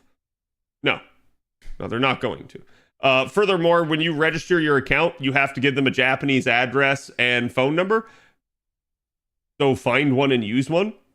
My advice is take some sort of fast food restaurant, some sort of hotel, or some other like widely known popular place in Japan, and use that as the address and the phone number, and it'll work. Just be careful because Japan has not only a country code for calling internationally, but also sometimes area codes. So like, for instance, the area code for Tokyo is 0. So like, you might need to add that in front of the phone number when you do it. NA when? Right, yeah. So that's the next question, is when are we going to get something like this for NA? I thought we might with the anniversary, because to me, that was probably why they were like pushing the engine update to NA as soon, but maybe that wasn't the case. Maybe that's not the reason why. It also may be a case of maybe setting this up internationally just takes longer. They have more laws, more, payment methods and stuff to consider. So that may be a thing, as they have to deal with more merchants and more vendors and all that stuff. So I don't know, right? But that is certainly a possibility, is it's just taking longer for the NA side of things because NA has to handle multiple different countries. So now, with that in mind, Trubs did send me some pictures.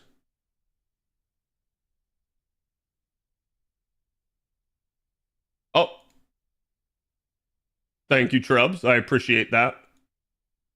So here is basically what it's going to look like. Okay. You are going to have, once you get your account linked, you're going to have a cart. Now, this is Google translated, by the way. All of this will be in Japanese, but, maybe this is how to look at it on NA, or again, maybe this can help you actually get through it, right? So straight up, you're going to have a cart. You're going to need to go find the St. Quartz page, and you're going to need to add it to your cart. Interestingly enough, normally Quartz packs are listed in order of from top to bottom, like greatest to smallest amount. For some odd reason in the store page, it's the inverse. It's top to bottom is smallest to biggest. So you want the bottom number if you want the largest pack. Largest pack gives the most bonus, so that's usually what you want. And then again, you're going to go add that to your cart. And then basically, it's going to ask you about the payment method. So again, you can see there is a customer desk. I don't necessarily recommend calling this because this is the Japanese number, and you're very likely to not be able to speak fluent Japanese and be able to get through to them. So don't necessarily do that. If you have any sort of payment issues, I highly recommend dealing with it from your side of things, like your bank, your credit card, that sort of thing first. However, you will probably not be able to deal with it, because again, we actually did have somebody that tried to walk through the process just after I did. They had a huge issue with it and were incapable of actually like getting anything resolved. Reason why they had an error on the Aniplex end of things because it had to do with their name. Basically, their name was functionally truncated and too long. So that can definitely be an issue that you might run into. And all I'm going to say is your bank, your credit card, they're not going to be able to do like anything about that sort of particular issue. So again, your whole idea is let's go add the St. Quartz, and then from there we're going to be able to like get it in the cart. And then stepping through the stuff, we're going to have various, things you guys can see. Your next step here is going to be the delivery address and date and time. Now, because this isn't a physical asset, it's a digital asset. So like the reason you have something like, delivery address and stuff on here is because this is also the same store that you would use to purchase like official Aniplex merch on the JP side of things. I mean, again, there's going to be probably a markup because it's the Aniplex website, but that's definitely something to understand. So in that process, you need to make sure that you're actually able to like handle all of this, but please understand that it's not, you're not going to have to fill anything out on this end for the Quartz purchases. And you can see they do give you sort of a list of things to read before you actually purchase, like how to link the accounts, how to purchase the Quartz. There are facts and guides. You might have to Google Translate them, but they're actually relatively intuitive. I did have an issue when I was stepping through of, for some odd reason, the transaction would not complete. I had it in the cart. I couldn't get it to actually purchase. And the only way to resolve that was simply to like go back and like re-enter the cart again and try to do it. And then it worked just fine. So I don't know why. Maybe it had to take a moment to like check the credit card or something like that. And it just didn't want to go through, but it was what it was. And you can see these are sorts of the notes that they have on purchase. So you can see, again, they talk about how this is only compatible with the Japanese version and does not include other apps, including the English and Chinese version. In addition, the service is only available in Japan, so please refrain from using it from overseas. They're telling you not to. They're not saying you can't.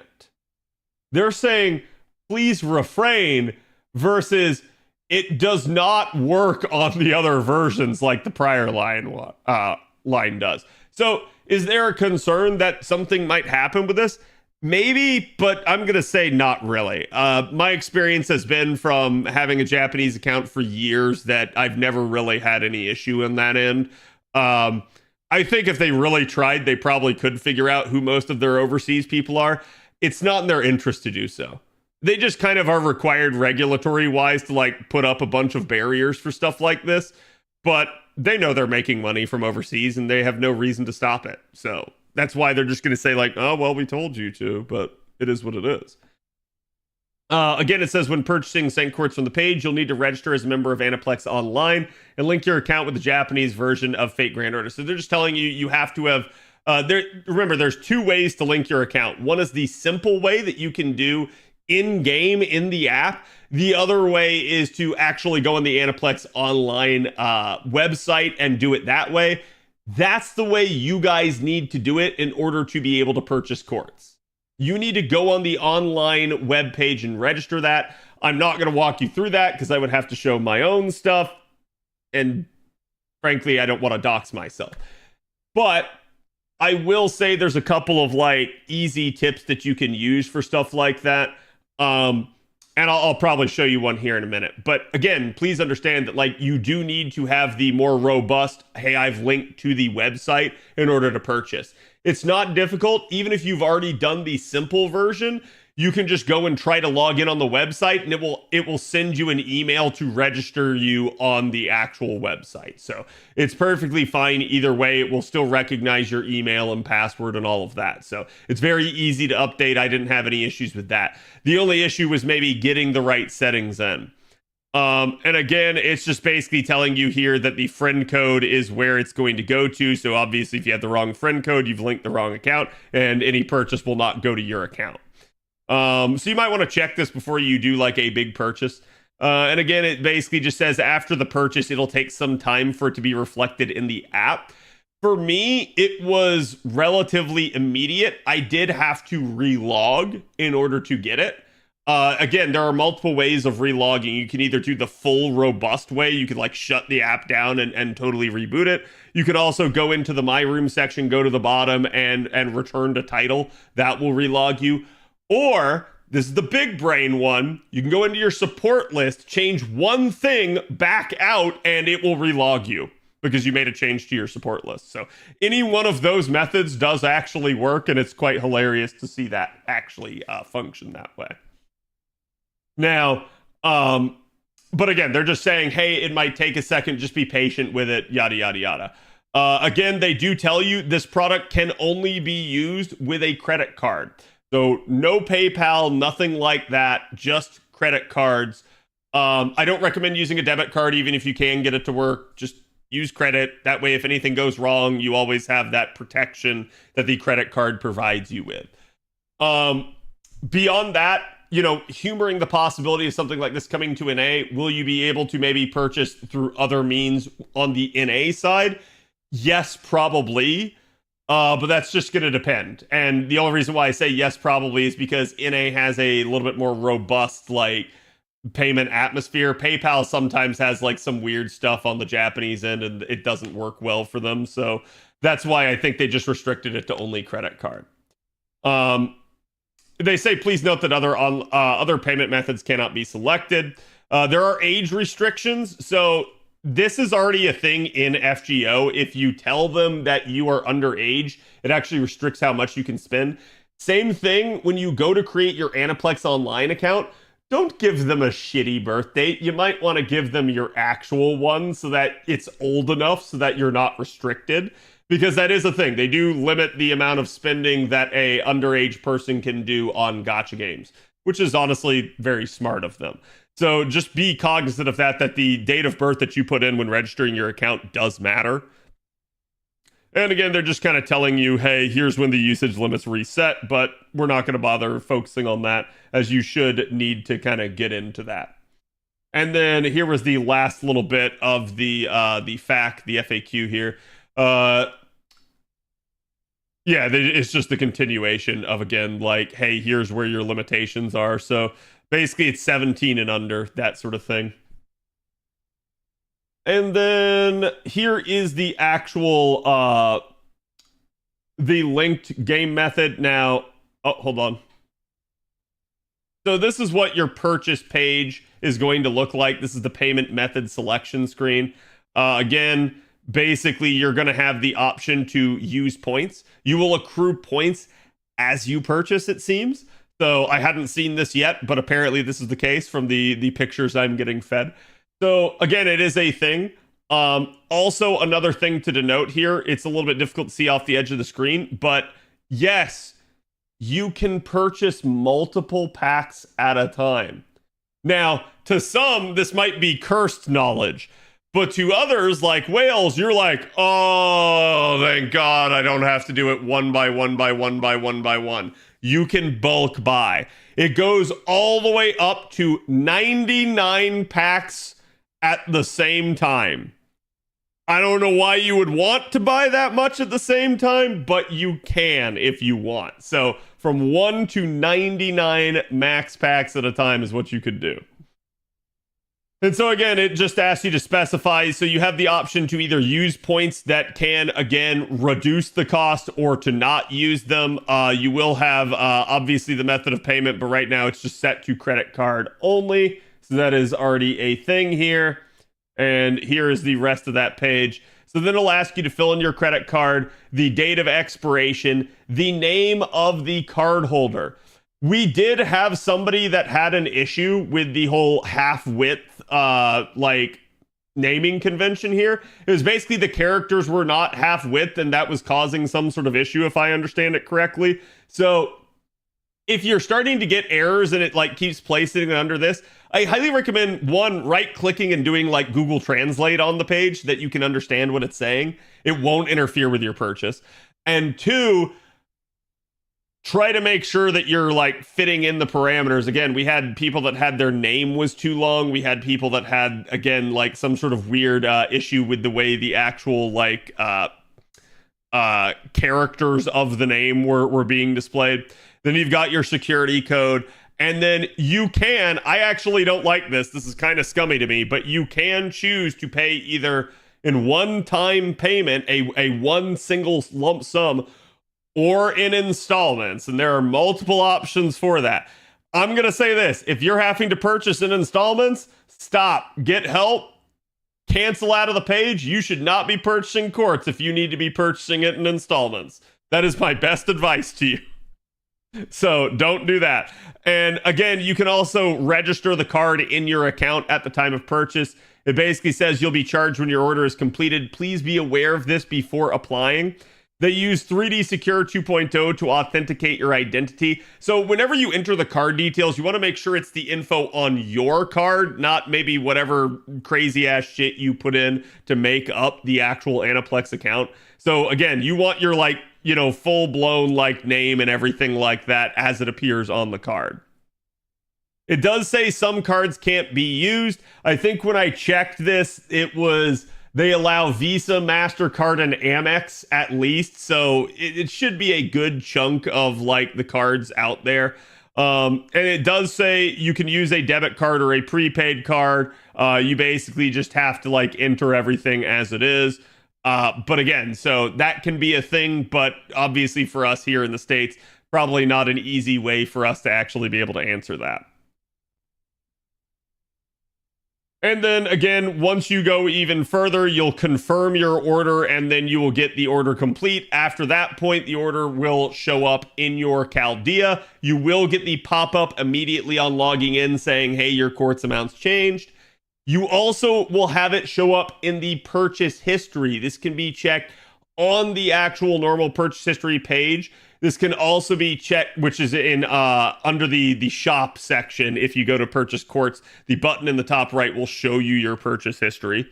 And then also on the website, after you've purchased, it'll show you that, hey, you have a purchase and purchase history. So there are multiple ways of checking. Make sure you do your due diligence so that you don't get screwed somehow with a weird transactional thing. Understand this is new at the time, so we'll just have to see. But yes, this is very interesting that this has come out prior to, again, anniversary. They clearly want you to partake in this because they know it's going to make them a ton of money, but it's also going to save you a ton of money if you are purchasing a lot. So particularly if you're doing it over time, I highly, highly, highly recommend that. But again, it is what it is, and that is the way that purchase method is going to work. Now, again, because we were talking about the registration process, let me quickly tell you, there's two ways, because you're going to have to type your name in both kanji and katakana.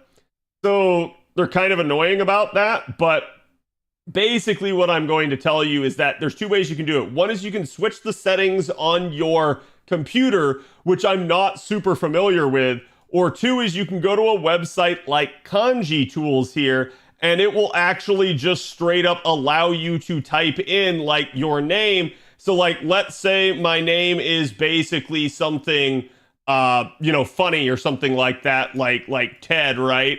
And so like I can type that in and it's going to go Ted's hiragana is this. And I'm going to be able to actually like handle that. So there, I got the hiragana, I got the katakana, and I got the kanji combination right there. So it works out perfectly fine in that sense. So yeah, you can use a website like this. It's going to allow it, you can literally copy it for text purposes as well and paste it into the form. So that's going to be really, really, really easy. Ted, the Japanese salaryman. Yeah, I mean, look, it literally says it's Tedo. I am Tedo. So, like, I'm not going to say it's perfect, but it will at least be enough to, like, have it register appropriately on that thing. So, my name does look similar in both ways. Yeah. But anyways, that's pretty much your payment methods. That's how it's all going to work. Now, that was that. Wait, was there another thing I needed to... Right, so now we are on the Honkai Star Rail news.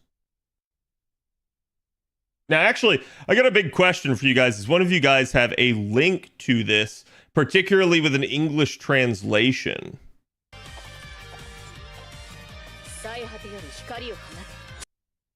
Because again, this was the picture that I got sent this early in the morning. Basically, we are getting a collab between Honkai Star Rail and Fate Stay Night Unlimited Blade Works. What do I mean by we are getting? I mean, you guys that play Star Rail are getting. As far as we can tell, because this is not an FGO collab, this is a Stay Night collab. So for those of you that were wondering what HSR is, it's Honkai Star Rail. So, oh, is this the official tweet? Yeah. Yeah, it's a little bit better quality, so let's show it off right here. So, again, you can see it's coming Q3 of 2025, so not anytime soon, guys. I know everyone's like, oh, I'm so hyped. Not anytime soon.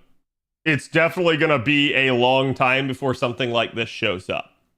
So, in that regard, we can kind of mention that, yeah, it's going to be a long wait, but that also is probably a good thing for the people on the Honkai side of things, because it does give them time to work on something more robust. If you were just finding out about this, we had the interview that was, again, a couple months ago. So if they're, oh, hey, this is coming out like tomorrow, it would have meant that they didn't really have that much time to actually work on it. You weren't going to get very much. I'm not going to say that you necessarily will get a bunch.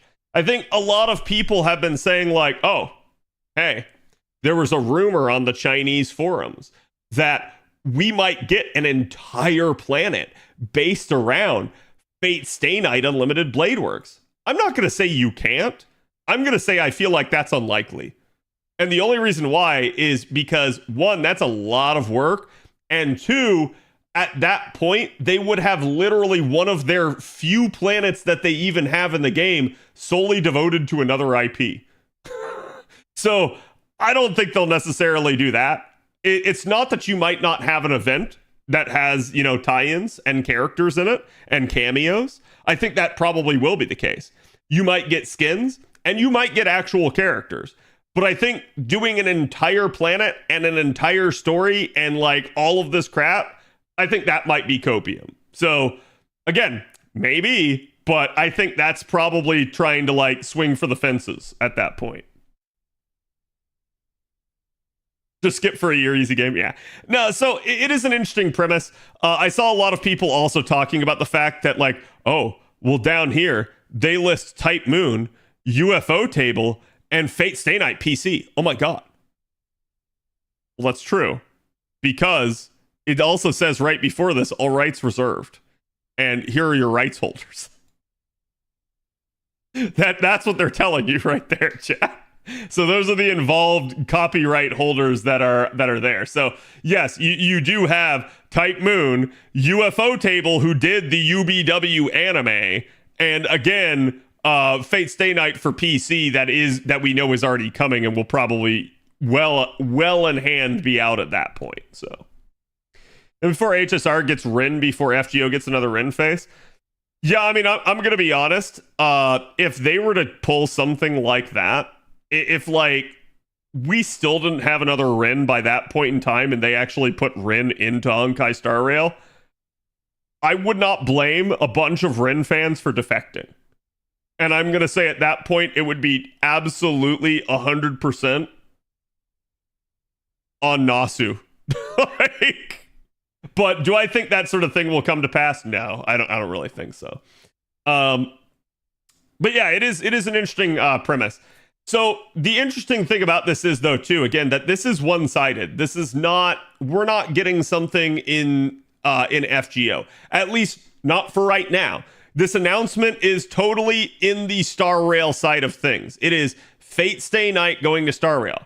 For any of you guys that are maybe new to this, Fate actually does collab a ton out of universe. There's tons of other games that have tried to get Fate to be part of their IP because of how popular it is. FGO never allows external. Maybe we do at some point. Maybe something like Star Rail does eventually end up like managing to get its way in. But for what it appears right now, this is purely on their end, and this appears like every other collab that we have ever seen Fate do. There was a collab with Battle Cats before, yeah. Now, I've seen a lot of people talk again about like, oh, hey, well, you know, surely, you know, this or that character is going to be in it. I'm going to tell you right now, I can guarantee that one character is going to be in this. Everything else is still up in the air and conjecture. But there's definitely one character that will be in this.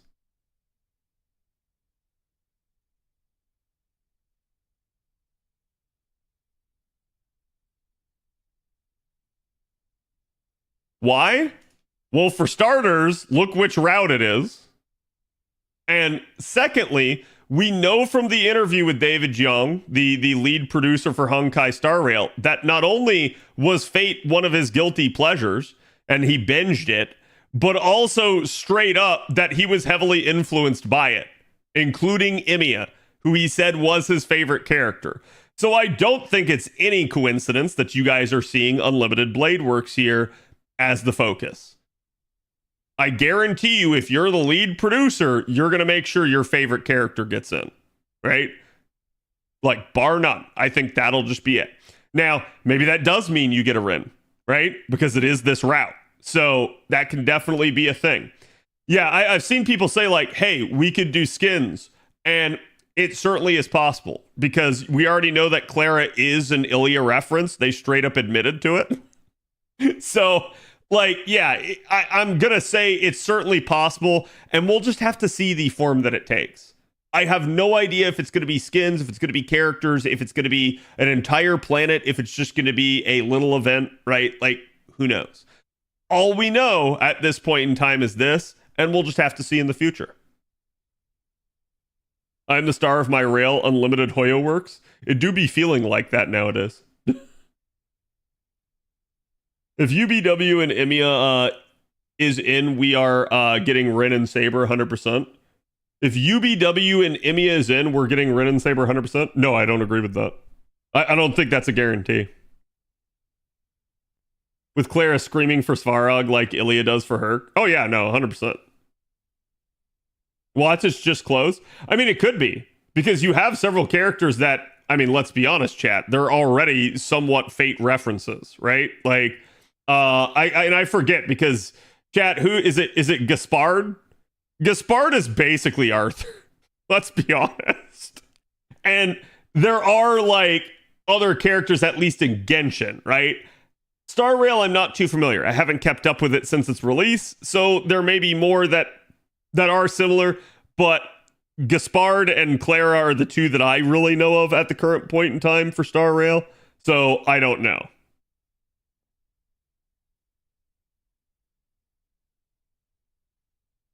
I was thinking 5-star be Saber and 4-star being Emiya.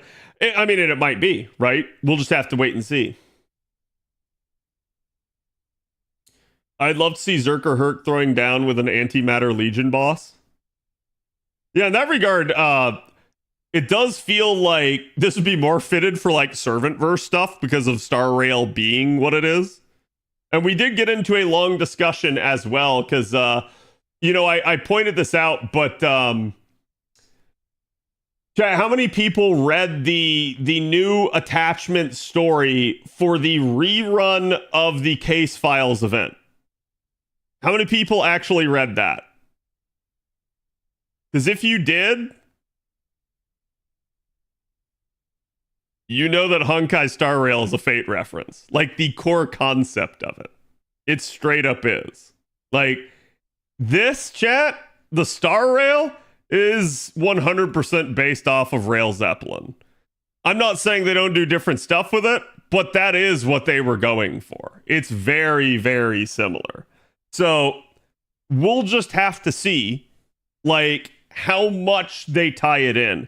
Because I think they easily can write it in that sense of, like, yeah, hey, maybe there's just an actual planet out there and that planet's quote-unquote Stay Night Earth, right? Like, that's a thing. But I don't know. They have other ways of sneaking stuff like that into their IP. I'm just hoping Nasu, who plays HSR, isn't involved with writing, reviewing any of this. and then it ends up pushing back FGO main story more. I'm sure he probably is to a degree, but I don't know that that would necessarily push back FGO at all, right? But you want to know why I think it is, Tsuji? Nasu can't let other people touch his baby. Like in that sense, like he can give it away, but he would still supervise it. He never gives anyone full reign, which is kind of wild. Considering how screwed up the Honkai timeline is on the grand scale, I could easily see Fate Stay Night being a planet in Hoyoverse. Yeah. Doesn't Genshin have a collab character? Yeah. Horizon Zero Dawn Aloy is in Genshin. And to be fair, it does seem like MiHoYo, at least post Honkai Impact, is very collab allergic. Like, I'm not saying that they don't do collabs, but like the collabs that they have done have been like real life collabs, like with, you know, like KFC and stuff, right? Like, you don't see too many actually internally in their game anymore. So, do you play HSR? I started it when it came out. I dropped it very quickly, mostly due to time and the fact that I didn't want to sit there and do chores every day.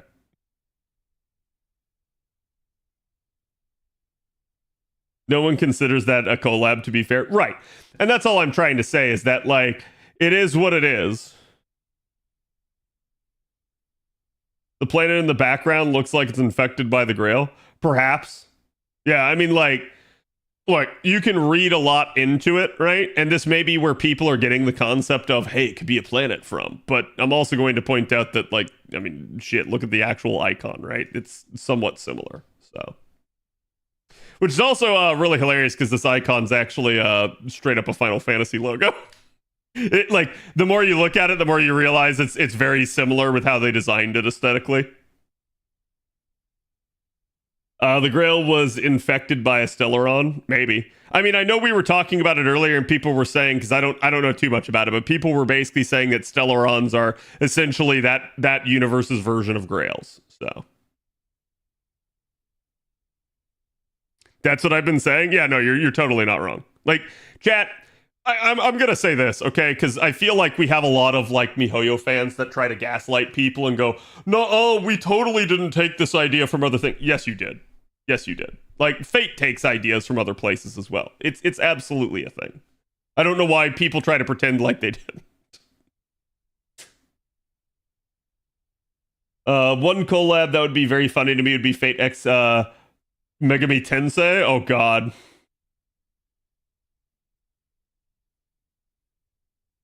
Stellarons are basically Grails overcome by the mud out of the gate.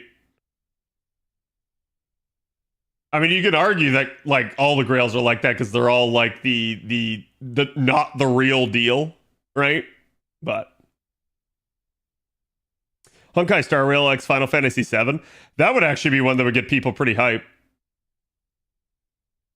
And I'll say this, I do feel like collabs are a good way to get your community excited. I think that's naturally a good idea that not a lot of people actually use. The thing is, you have to handle a collab correctly, and I feel like at least FGO and MiHoYo understand collabs can do damage to your IP if you don't handle it right.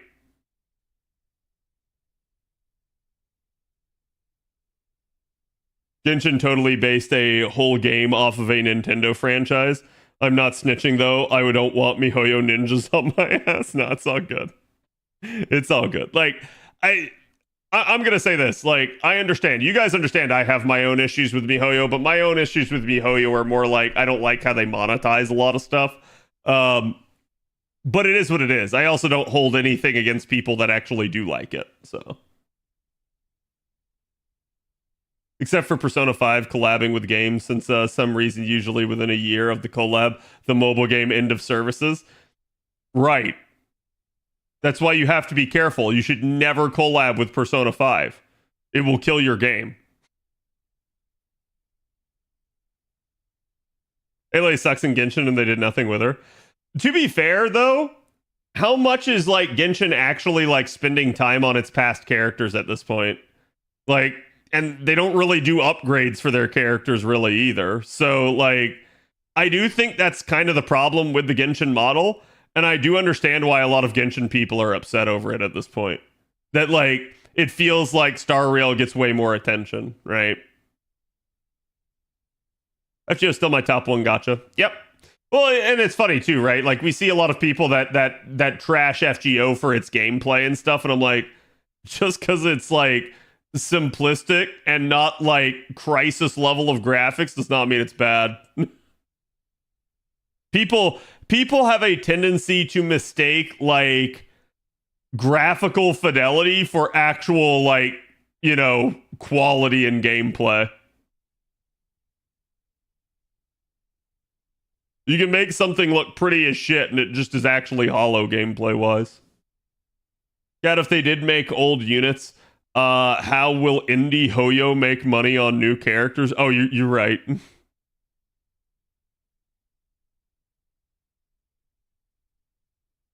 Clara's ultimate is Ilian Bazaka. Yeah, pretty much. Sorry, Anthony, you were asking, was that only for JPFGO? The Quartz purchase? Yes. Yes. That's not even it feels like, it straight up does. Oh, yeah. People also don't realize Genshin is still young. It's not even 4 years old. So I kind of understand why they don't have rank ups yet.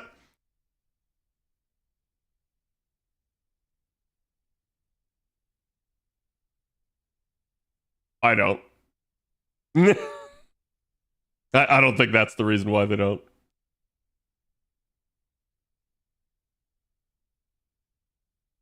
HSR, even in just a year, they have expanded what you do with units. Yeah, I think so. I think what they've realized with HSR is it's the same style as FGO, and that I think they understand that the turn-based mode is a little bit more easy. It's a little bit more casual friendly, and it actually does allow for them to be able to like do a little bit more mechanically with stuff. Whereas problem with making an action game, everything is a lot of work. Everything. You have to keep going with it, and it ends up being like, oh, you want to like add this mini game? Cool. Now you got to like add all this extra shit. People need new animations just to even be able to interact with it, that sort of crap.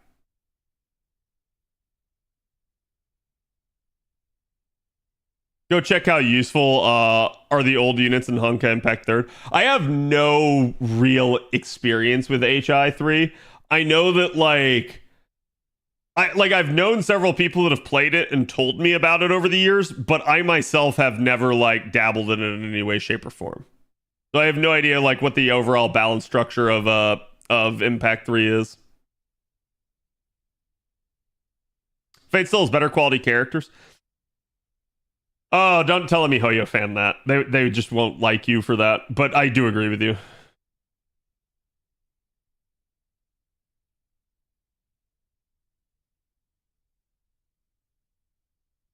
Still on action-related games burn out. So HSR has been heaven for me. Yeah, you don't really burn out of a turn-based game. Like, you can get tired of it, but it's probably not because of the turn-based aspect. You get tired of it for like different reasons. Like, for instance, chat, I'm so tired of rolling out my FP on JP to Grailcast every month. I hate that.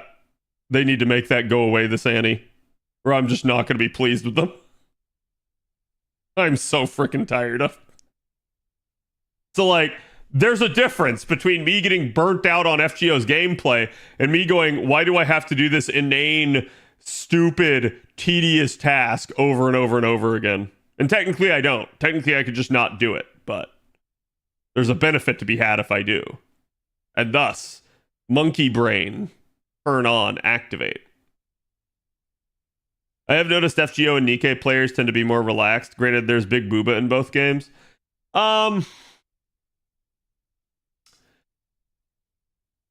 It's weird, because like I definitely see a lot of the FGO fan base, so I wouldn't call us relaxed. But yeah, I can see that to a degree, right? Like most people just want to like waifu collect in these games and just chill the fuck out, right? We're at 9 years of this game. We know what the deal is.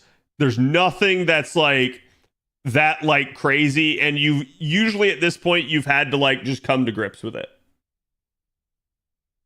Don't roll FP, I know. To be fair, I almost didn't have to. I almost got to a point where I had no FP on my JP account, and then I would have actually been done for better or worse.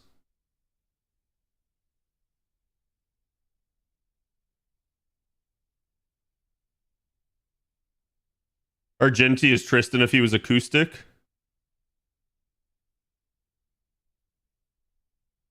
FGO does a good job on tweaking their old characters. I think it did. I don't know that it necessarily is nowadays. I still like the upgrades that we get, but I still feel like their pacing needs to get a lot better. Or at least that like, and I'm dead serious on this chat, they need to start doing that like 5 times damage a lot more. I feel like that actually does help bring some of the older, less tended to characters online. Because all of a sudden, yeah, now I can go back and use the 3-star, the 4-star, maybe that's like not as powerful as my crazy ass 5-star, and I can get away with it because the node's 5 times advantage for an effective counter unit. Thought about starting JP with the upcoming Annie. Is it worth starting a new account at this point? If you were going to start a new account, the best time is anniversary, because there's usually a start dash campaign, there's usually a GSSR, and maybe even other goodies. So there's a lot of like benefit to be had about starting around that time. But examining the macro question there of is it worth starting a new account at this point, that's up to you. Only you can decide that. And I will say that if you're going to start JP, but you already play NA, it's probably not worth it unless you're going to like give it your all, unless you're going to play it as if it were also your NA account. Like that is to say you're going to devote enough time to it to actually develop the account and get it online. Otherwise, you'll be perpetually behind. You'll never catch up on the story. You'll never get like your units ascended, and you'll just feel like like it's just taking you forever. So if you're not going to play it on a day-to-day basis like you do with your main account, I would probably tell you it's not worth it.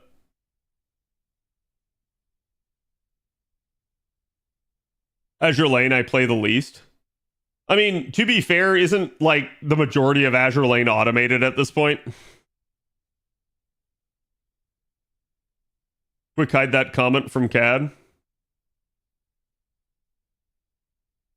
Oh, why can't Ruler Artoria not suck? I mean, it's okay to be wrong.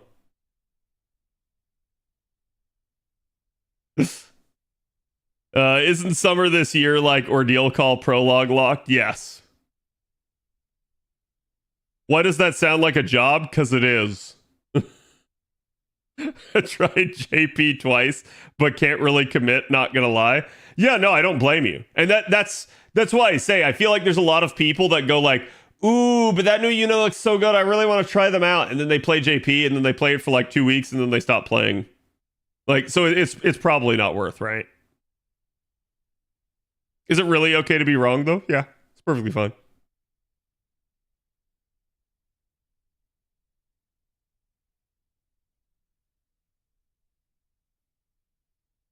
Genshin, Star Rail, Zenless Zone Zero, Fate Samurai Remnant, Nier Automata, Stellar Blade. Hit a bunch of enemies with a sword. It all feels exactly the same. Modded Skyrim. God damn it. You're not wrong. I mean, like, you are to a degree, but you're not wrong. Not the thing I was expecting, to say the least. But yeah, like, it is what it is. I couldn't begin to tell you, like, what we're going to be doing on stuff like this, guys. But maybe we find out more on the way. And who knows? Maybe there's a Fate version of this announcement still to come. Like, we might get something like this at FGO's anniversary. Maybe they announce some sort of collab with Star Rail on their end. So don't get me wrong. I do expect you'll probably see this announcement at the anniversary, as they'll probably try to hype it up. But in a weird way, I actually almost do hope that there's the flip side. And hear me out. Here's why. Here's why. It would be so nice to drive interest in Fate in FGO and get the MiHoYo fans out of their shell and get them to go look at another game. That would actually be great. I would love that.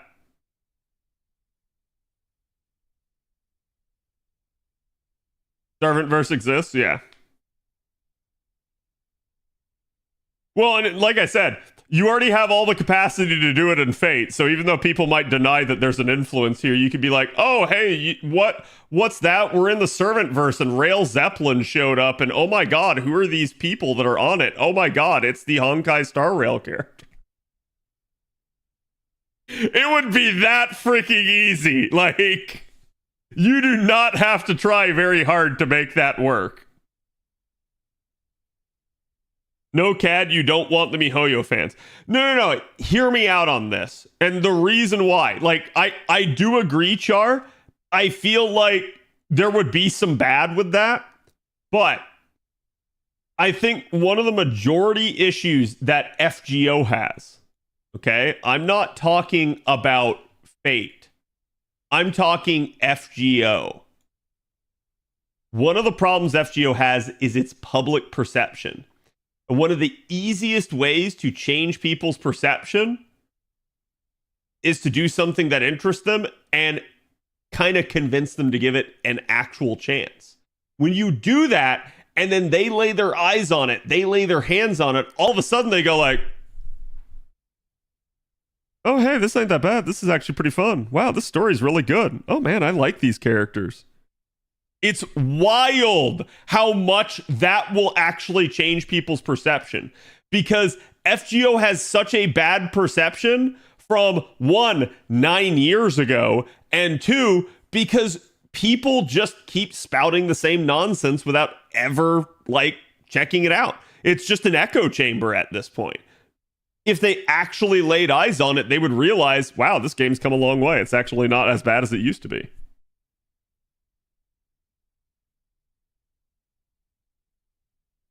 Change the pity system, and I would agree on bringing new people to FGO. Well, maybe with the current Annie, we might get an update on that, right? Like, let's hope. Let's cross our fingers. But I don't know, right?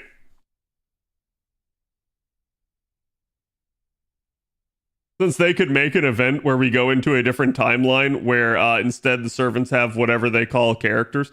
Yeah, I think Fate absolutely does have the capacity to contain crazy ass characters like, say, Goku, right? Like, you can pull him into this IP and it wouldn't break things. That being said, it needs to be wholly contained within its own separate thing and not like, oh yeah, this is the case all the time. Star Rail fans might be fine, but not them Genshin fans. You gotta understand there's a ton of overlap. That's why, like, when we were watching that video the other day about like false advertising for mobile games, I found it hilarious that they kept using Fate as the reference, because I'm like, what do you mean false advertising for Fate? The only thing that's false about the advertising for Fate is that there is any advertising. That's the only thing that's false. Like, we don't sit there and put out these like crazy ass like videos about like, come play Fate Grand Order, where we have like, you know, an FPS game inside of our game. No, that's just not a thing.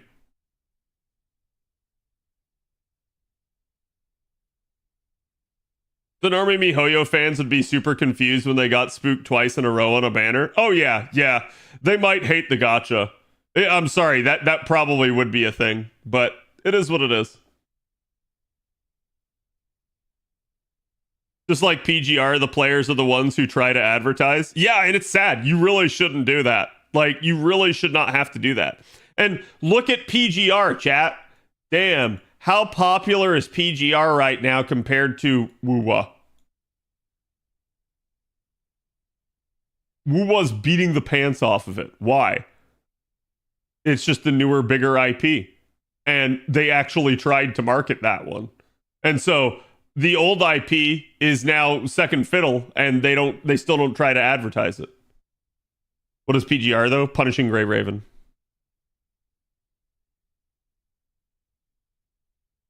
Story-wise, external collabs are poison IMO. Yeah, don't get me wrong, right? Like, I think you have to contain it. You have to, like, and here's what I would do. I would straight up be like, hey, it's the Honkai Star Rail event. Oh, what's that? Yeah, that's a big asterisk in the corner. What does that mean? And so, like, down here where it says coming in quarter 3, 2025, instead of that, imagine if it said, like, this is not canonical.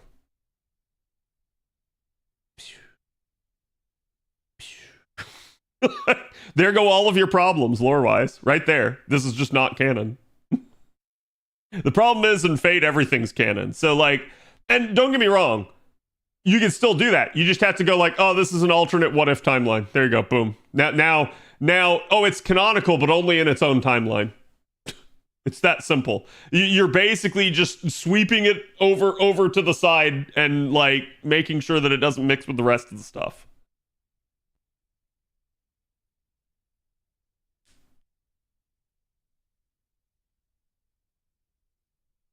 I also think putting a book in the starter multi wasn't the smartest idea.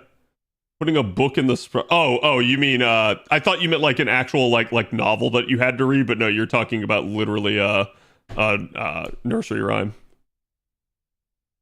I mean, could they give it the Lost Belt treatment, being a prune timeline that no longer exists? Dude, that would be like low-key throwing some shade at MiHoYo. Yeah, y'all are a timeline that was pruned by the pruning phenomenon. You weren't deemed fit to exist. You're the worst timeline. That's kind of fucked up. HSR is part of the Nasuverse now. John Starrail is going to kill Weber. Oh, that's who did it. That's who drew Excalibur. It was John Starrail.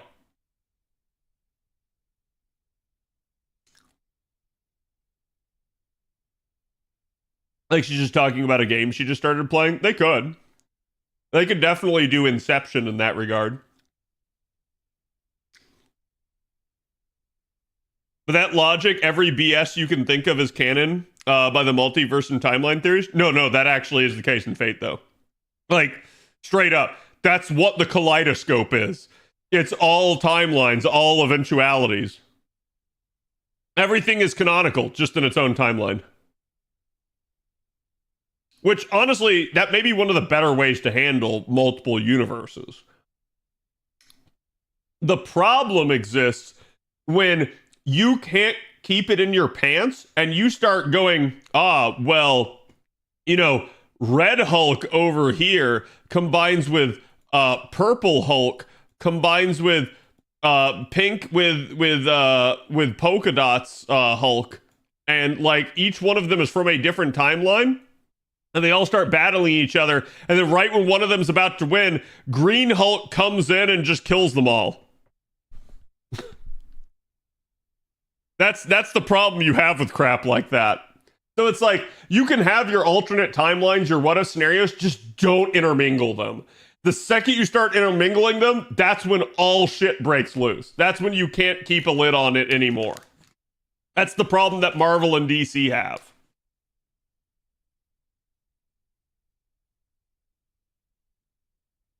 I think FGO is too stingy with its general pool of 5 stars. What do you mean, JC?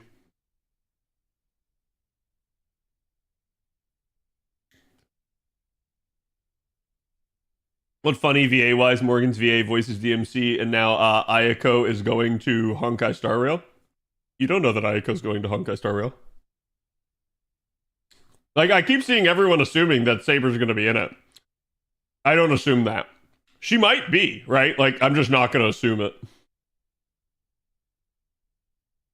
Like I said, I think the only thing I can assume out of this is that the producer's favorite character will certainly be in it.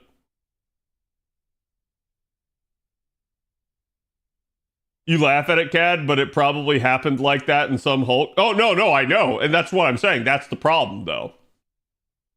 It's cool the one time you read it, but after you start reading shit like that multiple times over, you start to realize that, like, any argument is possible, and you start getting some insane drivel from the community. Marvel got way worse like that once that started doing that. Exactly. Yeah, like, it is A-okay to go, hey, here's the main timeline. Here is another timeline. Here is another timeline. Here is another timeline. And here is another timeline. You can do all of this, and it's perfectly fine. What you can't do is you can't go, aha, aha, aha, aha, aha, aha, oh God, oh, John fucking Madden. You can't do that.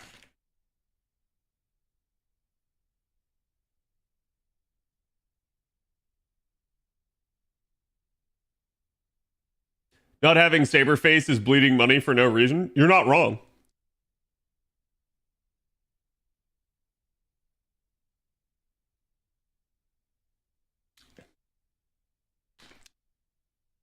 Got to bring the Dragon Ball arc to FGO, a big ass tourney with 10 franchises. The only way you can get away with something like that is if you also say that is also its own timeline and it doesn't exist outside of it.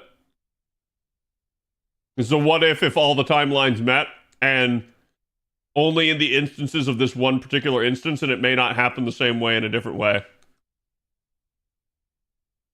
Because what that stops is that stops your boy from going, ha, pink with purple polka dot Herc is so much greater than like purple Herc. It stops your idiot fandom from doing that. Because someone else can then flip around and be like, yeah, but that was only in that one instance, and it might go the other way.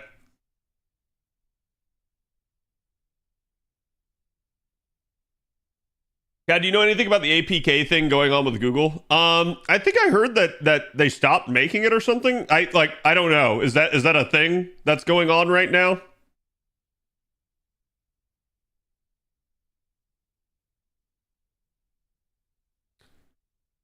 Fate in general has been avoiding that problem pretty decently. Yeah, you've just got to avoid the like fanboyish what if fights where so nerds will always do this.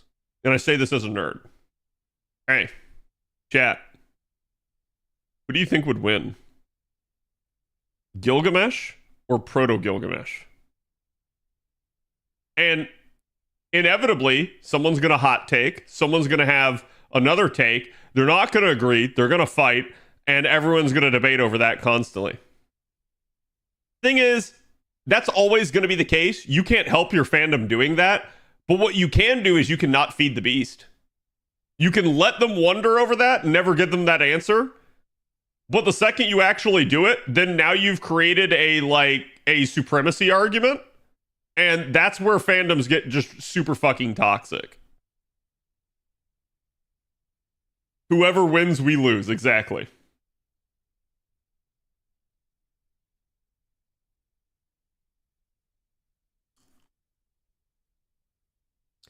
The answer is simple. Whichever Gilgamesh manages to seduce Saber. Okay, so neither of them.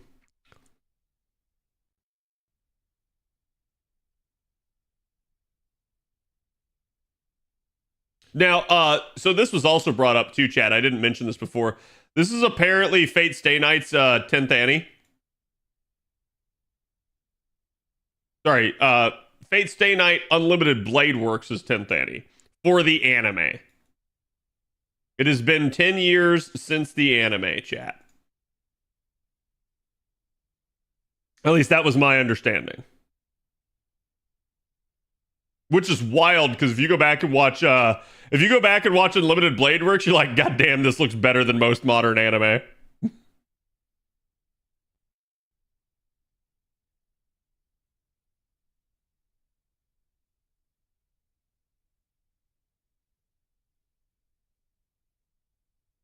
Wait, where did you put it in the Discord? Did you put it in my section? Yeah.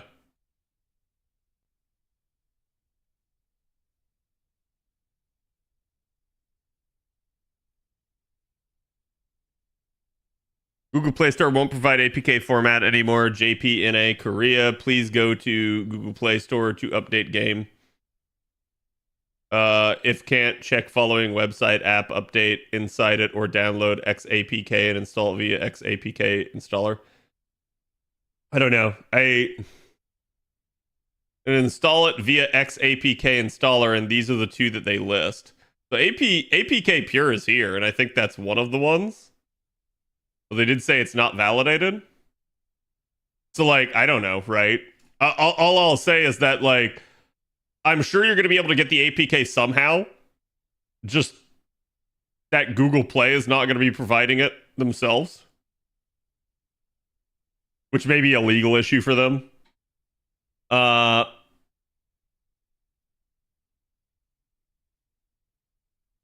Agiaz, thank you for the follow. Welcome. Thorough character is going to be mesmerized by Shiro's high jump. Maybe. I would like to see that at bare minimum, right? Like, it'd be nice to see them actually, like, harken back to some of the, like, OG Stay Night memes.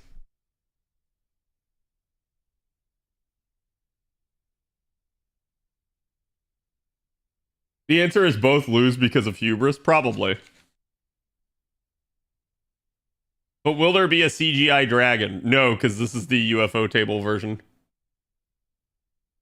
But yeah, I have no idea on this. Oh, sorry, wherever it was. I have no idea on this. I'm not an emulator guy, so I don't know if someone in the community can help, but I'm not someone that has embarked on that side of things. So I don't know why that's the case or how you can get around it. Do I play HSR? No, I do not. Are we hoping for costumes or full units? I'm sure people are hoping for full units. I don't know what they'll do. I could see them doing both. I could see them doing just one. I could see them doing, like, kind of that mix match of things where it's like maybe you get a character and then maybe they release some skins, or maybe you get a couple characters and maybe no skins. Maybe you get an event, maybe you get a planet. I don't know. People are like saying, oh, there's going to be a planet for this. There might be. I find it very interesting that the leak happened before this actual announcement came out. So I'm not sure that should be believed, but we'll see.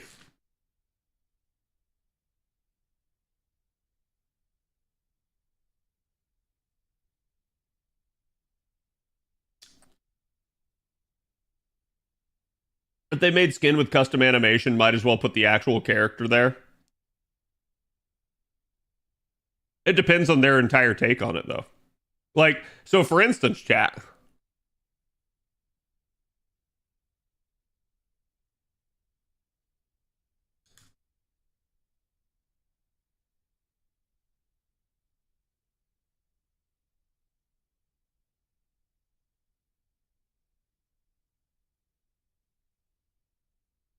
So for instance, here is Overwatch. Overwatch has, like, Diablo themed skins.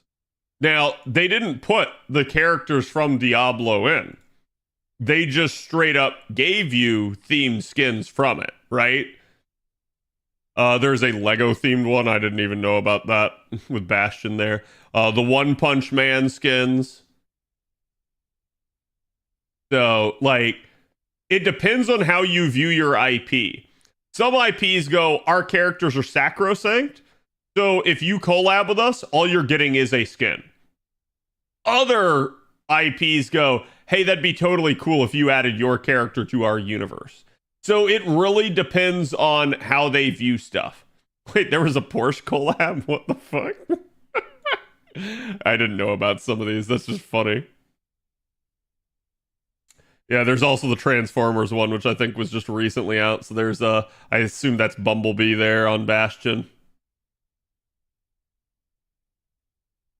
So like, it really depends on how you want to approach stuff, right? Like, sometimes you will get absolutely like totally like one-to-one adding of the character. Other times people go, nah, we don't want to mess with the world, we don't want to mess with the storytelling of it. Like, hey, you can have it, but you're just getting it in skin form. So that's why, like I said, you might sit there and go like, oh, if they have to do unique animations, it's not worth it. It's not going to matter. They'll just do it anyways. And doubly so if they just go, hey, you know what? You can have this really fucking hot skin, but now you got to pay for it. Congratulations. This now costs $50. Enjoy. Definitely worth it at that point. They make bank off of that.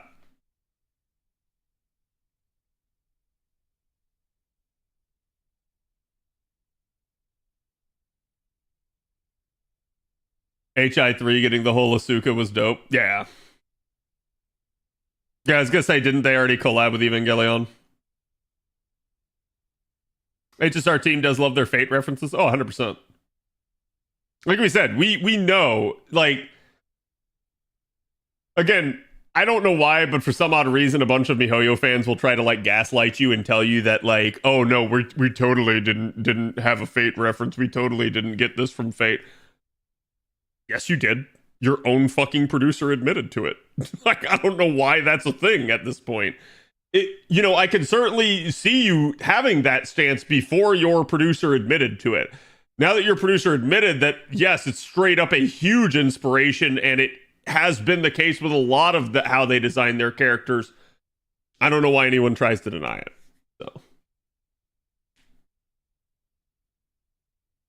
looks at the $500 Ari skin for League. Oh god, don't get me started. I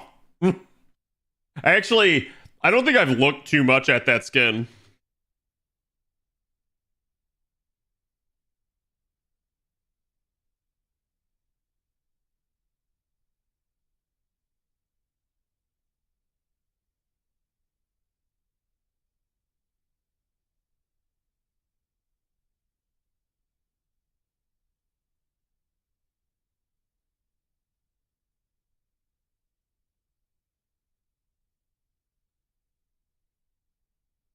$500 for a skin? Yeah, let me see if I can find it.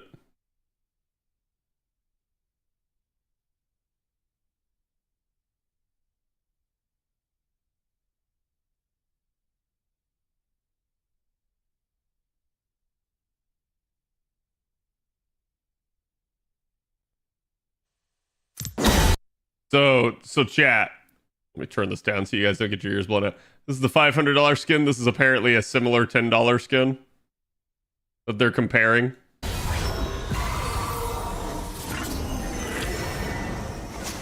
I mean, don't get me wrong, the $500 skin looks good. But, like,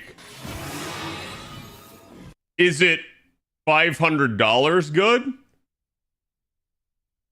No. No, I don't think so. It evolves? Does it evolve?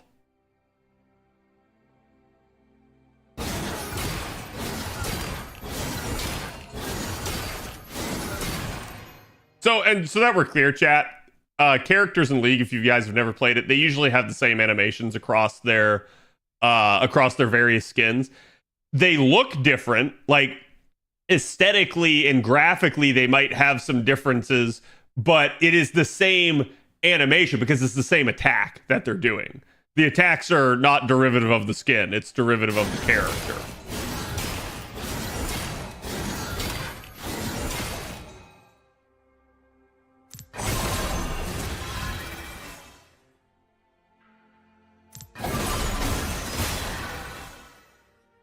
Yeah, I'm not really seeing it just yet.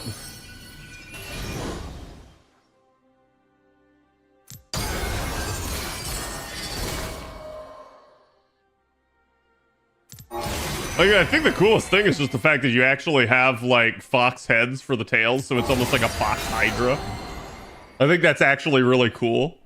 But I gotta be honest, I'm not seeing the $500 value at this point.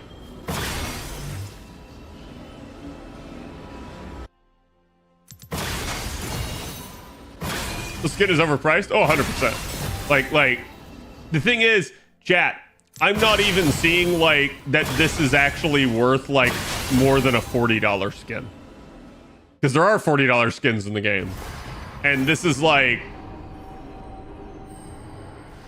To me, it belongs in that same tier, maybe. There's nothing that could make it worth that? Yeah. Let's see. That's skin comparison. Immortalized Legendary. Arcana Ari.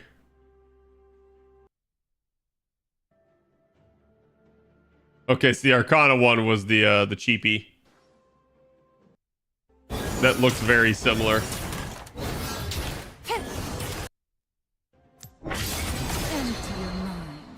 Yeah, let me see the teleport animation. Usually they do some stuff with that.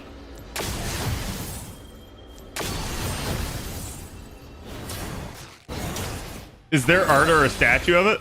Listen, at $500, the VA better come suck your dick. Okay. It is the Faker skin. That is part of the reason why.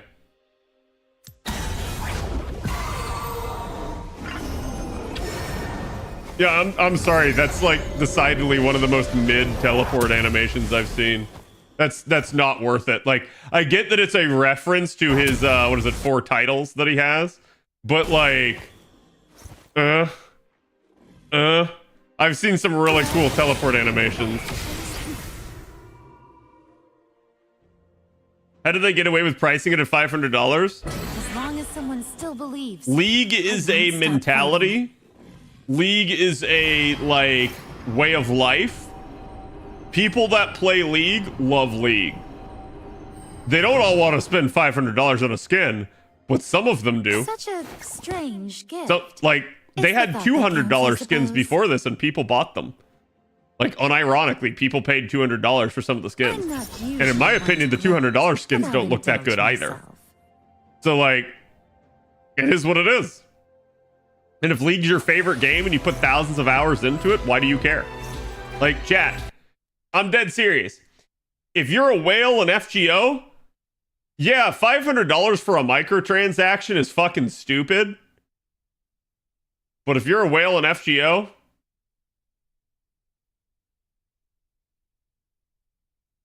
you know, you already spent that money.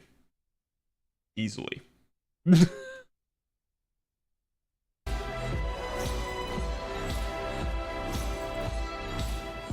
This is just a, like, dance. It's like a celebration type emote.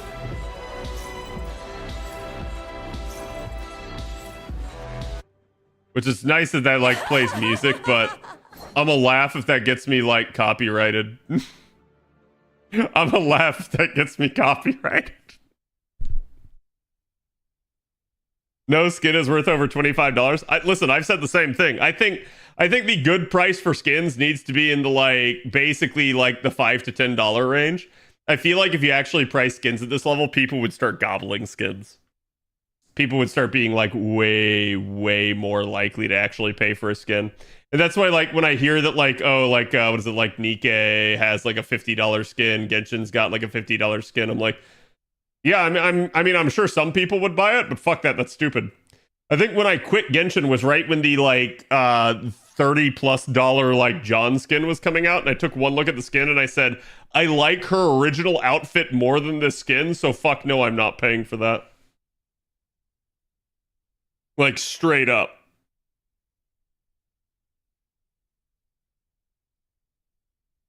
Whereas Nikkei has gacha skins? Yeah, that's bad. Like, to be fair, so does League. But League has the option of you can just buy it, or you can gacha for it.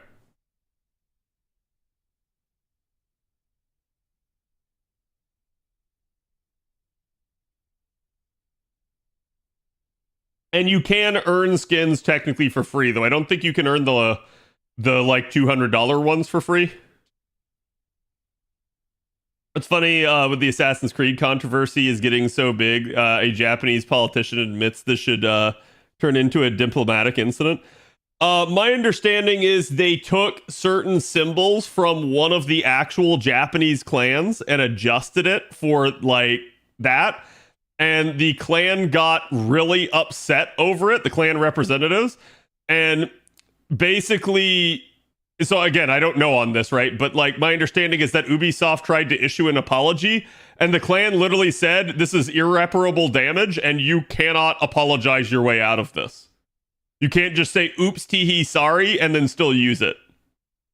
So they're basically saying, no, we demand recompense, we demand damages.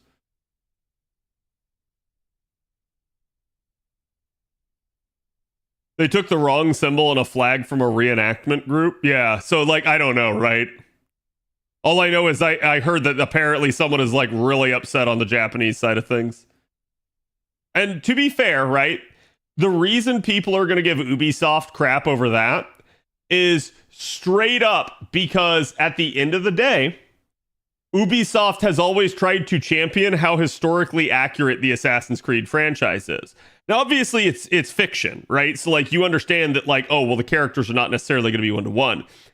But, yeah, they've tried to, like, spout this nonsense of, like, oh, hey, yeah, I mean, like we meticulously craft our world. It's 100% accurate. Like, it's like, no, it's not. Like, any idiot could tell you that it's not. Like, you didn't one-to-one go back in time and look at how things are. So naturally, you're having to take creative liberties already. Then two is, oh, yeah, hey, we're totally historically accurate. And then you can literally find things where they just straight up aren't. Like they actually just went the wrong direction on something. They also falsified historical records by straight up modifying Wikipedia. Yeah, I'm not surprised. Historically accurate with quite a few asterisks. Yeah. I think it would have been better for them to say, look, we've tried to be as historically accurate as possible, but, you know, we need to tell a narrative story, and so we had to make some changes. And I think if their messaging had been that, I'd be more lenient on them. But instead, they've tried to tout how historically accurate they are, and then you actually just straight up see things that are inaccurate. And you go like, no. With the same ocean of salt as the Fate franchise. Yeah, like, it would, like, literally be trying to say that Fate is historically accurate. Like...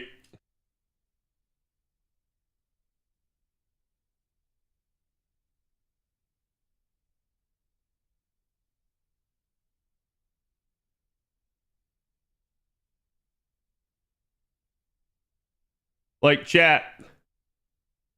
Here you go. Did you guys know that this is Nero Claudius? Right? Like that this right here is Nero Claudius. Like, I know this shows up in the first result now because Google manipulated the results to be this way. But Google images don't lie. Google images don't lie, chat. I know who Nero Claudius is. And it's this. This is Nero Claudius.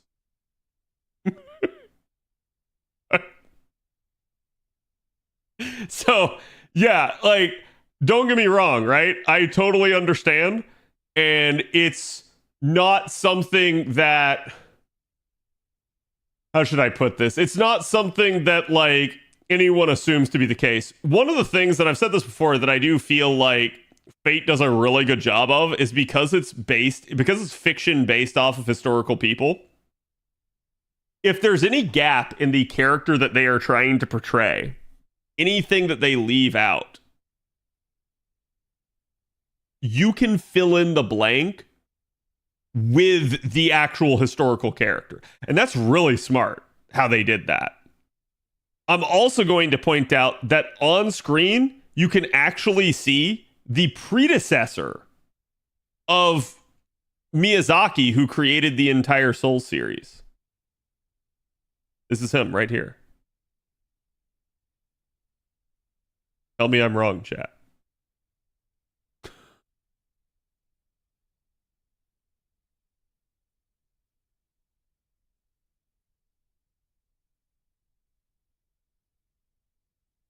Here, let me just so that nobody thinks I'm insane. Just so that nobody thinks I'm insane. Oh my god. Oh my god. It's actually like closer than I ever would have thought.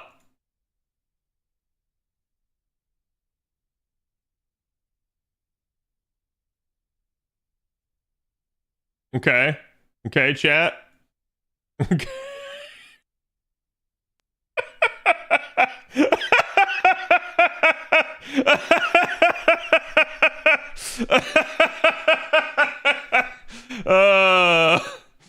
That's actually way closer than I thought it would actually be. Like, the mouth is actually pretty similar when you look at it, and even the nose structure. You're a whale cat. We know you're insane. I know. I'm scanning the screen for any Umu fan service. Don't worry, there's not. I already scanned it before I opened it. He lost the Roman hairline. That is true. He does not have the typical wavy Roman hair, unfortunately. We were zoomed in on this, and I'm like, damn, that looks like Miyazaki right over there. So I had to point it out. Now I will say that image is probably fan service. Thankfully, you can't see whatever the hell is below this line, so I'm not going to click on that one. I think that's probably a smarter idea, right?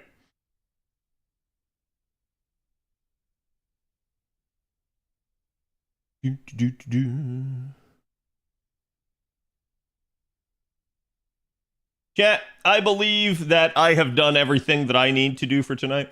I know this is not going to be a full-fledged stream here, but, well, you know, I figured we didn't have a whole lot to do today. Today was basically a chill day. So I'm going to go ahead and wrap things up here. But we obviously did have, you know, a lot of stuff to talk about. I think, obviously, stuff like this is exciting. We'll have to see where it goes. I also want to see, like, do we get, you know, the account binding? Do we get the Quartz purchasing stuff on NA? And when will that occur? So, hopefully, hopefully we hear some news on that soon. It was fun. Thanks, Kat. Yeah, it's no problem. I'm going to be taking the rest of the weekend off. You guys know I'm going to be working on my debut. That is something that is not far away at this point. We are literally... you know, we've completed the 11th day, so we can now say it's 10 days away at this point.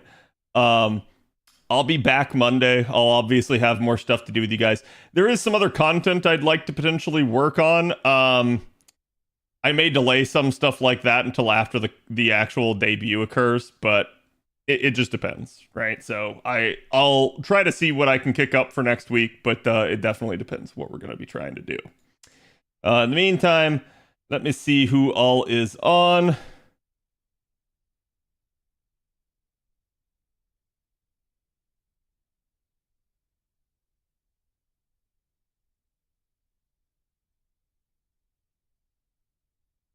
Why don't I send you guys...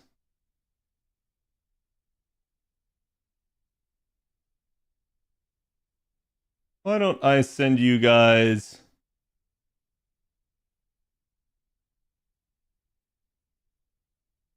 yes, over here.